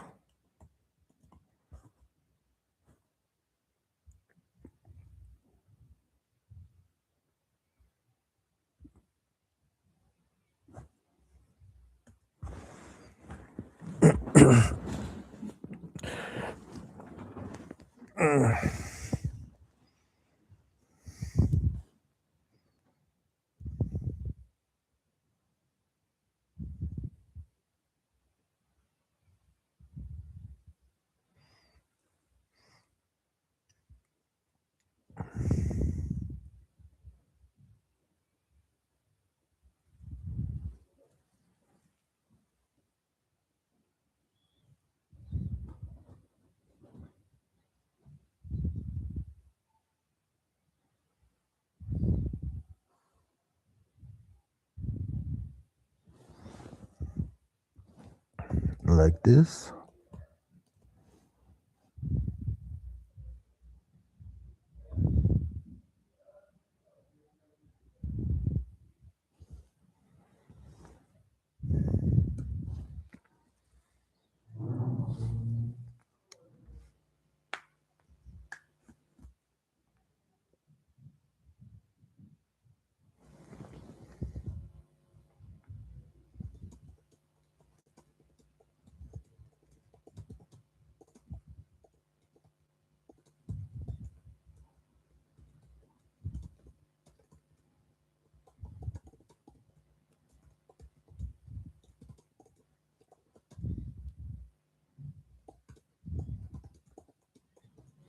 Okay, there we go.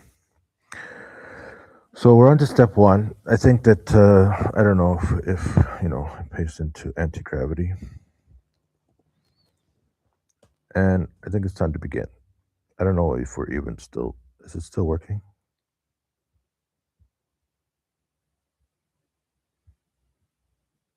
I don't know what happened to this. Let's redo this one.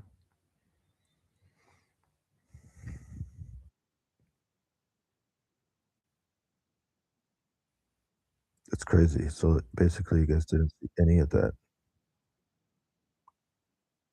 From 17, 18 minutes.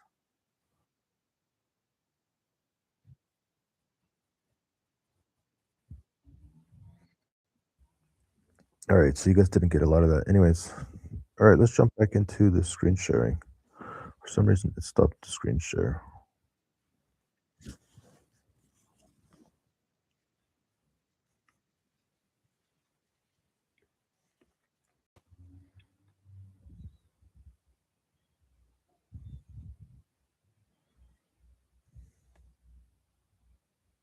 Hello, hello.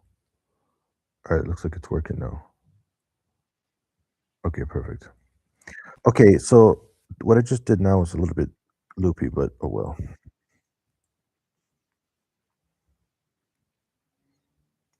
So we're gonna go here. I'm gonna copy this, and this is gonna. Oh, God, I can't hear myself talking in the background.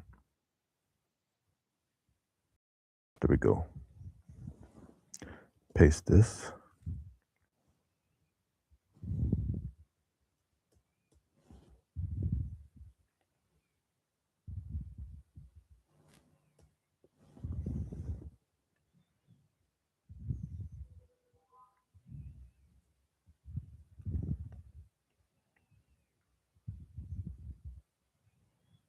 And now I'm actually a little bit curious about did the other architects do the same thing?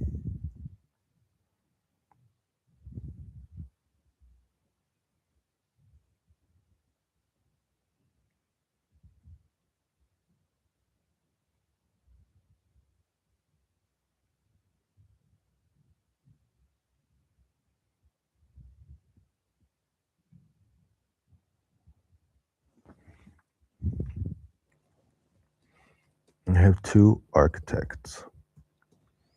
They were given the same data.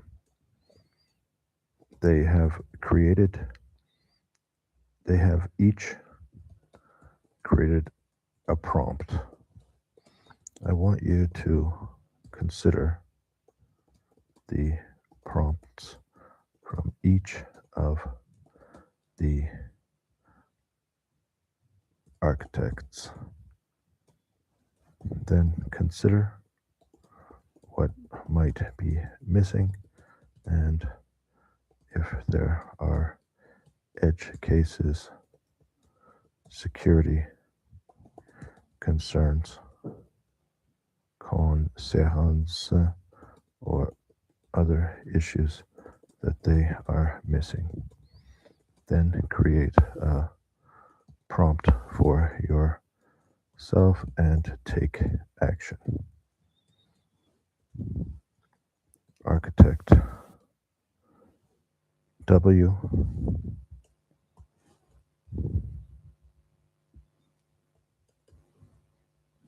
architect A.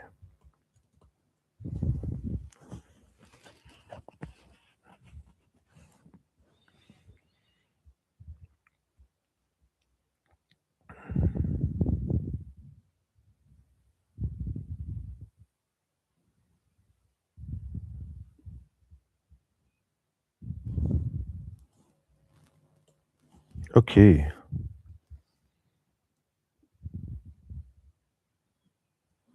There. Paste that in there. And paste that in there. And check to see. Looks like we're good. Everything's still running. And okay, so this is the new project. So I think you can understand what we're talking about here. So what we're talking about is we got all these different Instagrams, and okay, so here's the next one, pretty coded. Ooh, excuse me. Looks like she's a Bolt ambassador. Then we got Aluf front end developer with 113,000 followers, software engineer, Palestinian. Join my advanced CSS bootcamp. I don't remember which one. Google Maps, ChatGPT equals money if you can't monetize it. I don't remember which one I was looking at. I sent something to somebody.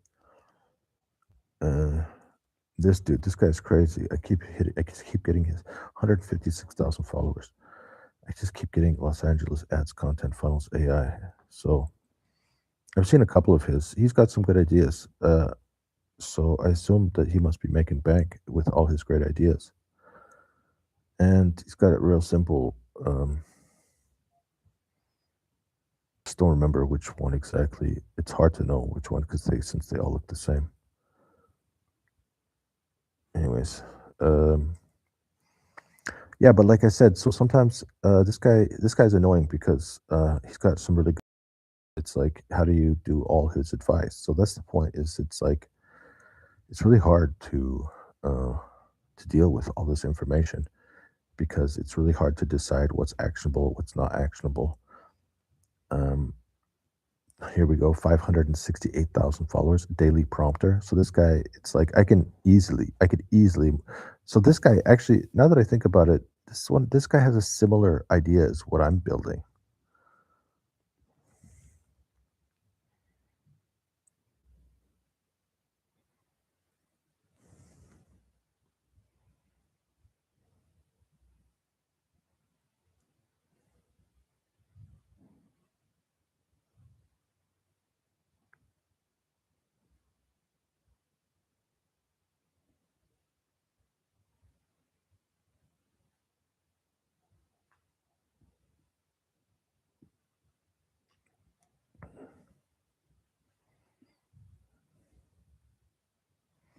Right, so you can see Windsurf is much easier to use because look, I can just click that I can pop that into there, and it's going to give us whatever the next step is. Jump over here, and it's like separate documents. Like, how do I even... All right, we're going to click this, open this one. Okay, accept all. We'll do that first. And then I'm going to copy this. Okay, we're just going to...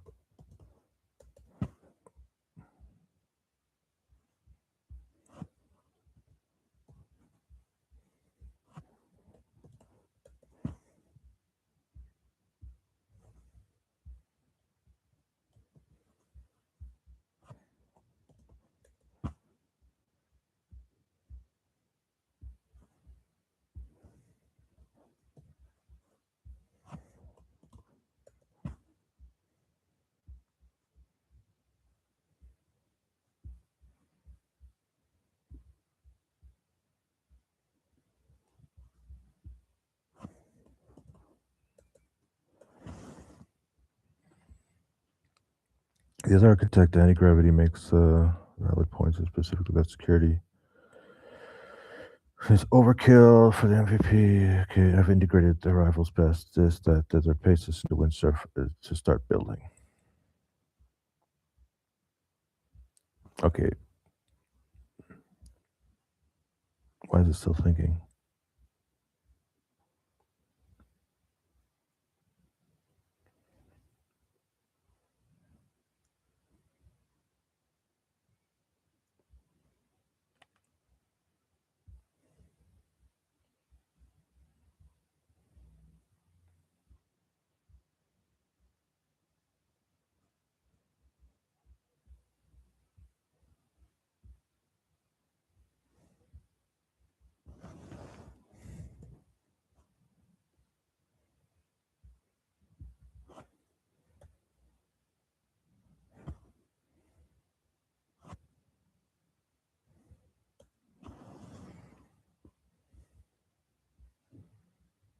It's still thinking.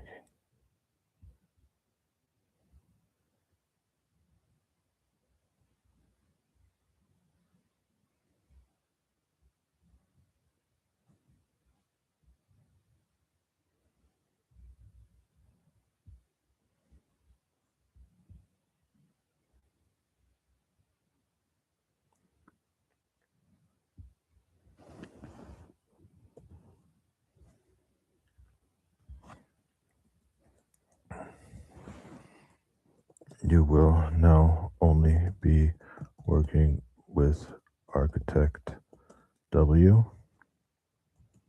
Here is the response. He thought that you might be architect A, so you might need to introduce yourself and your purpose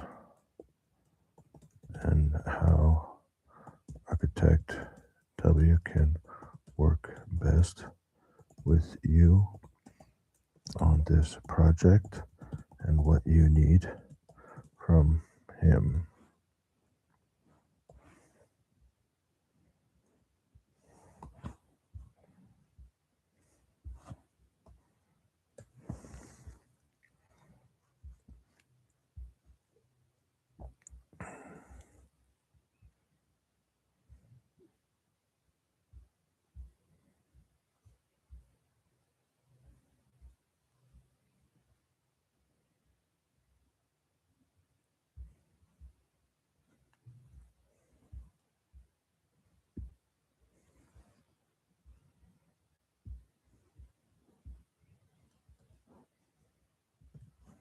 So I'm not really sure what happened. Acted lead architects.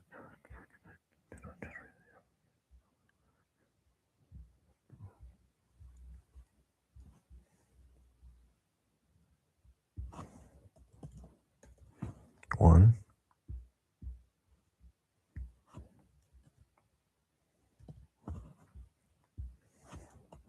Two.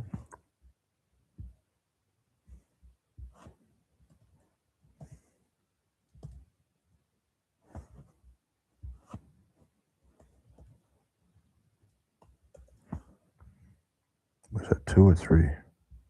Uh-oh. I think that was 3. Data model. Yeah. 4.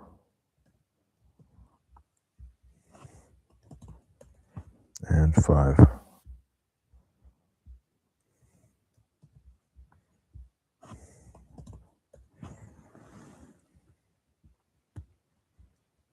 Okay, so this one is doing something.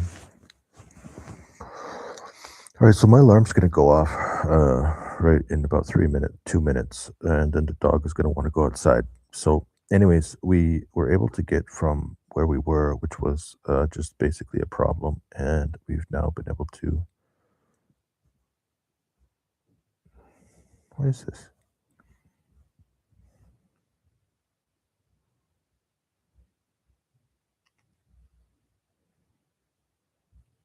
I thought we did this.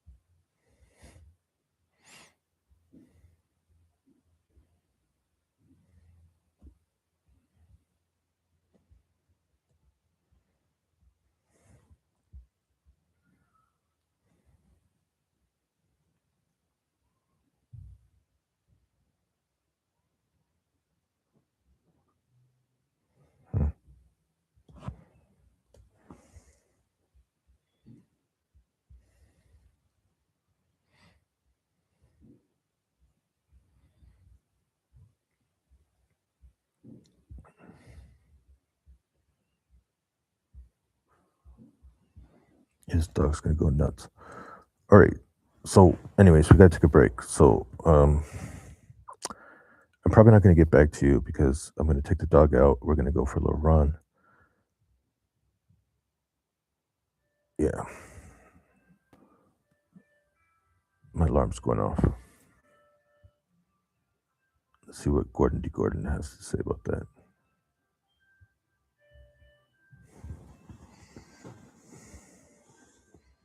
Gordon D. Gordon.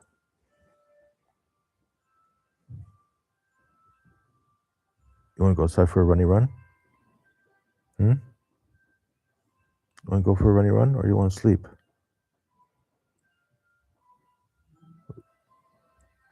Huh? Yeah, we got to go now because after 11 o'clock, it's going to start getting loud outside. Oh, my little buddy. Having a little stretch. Yeah? You ready to go outside for your little runny run? All right, let's go.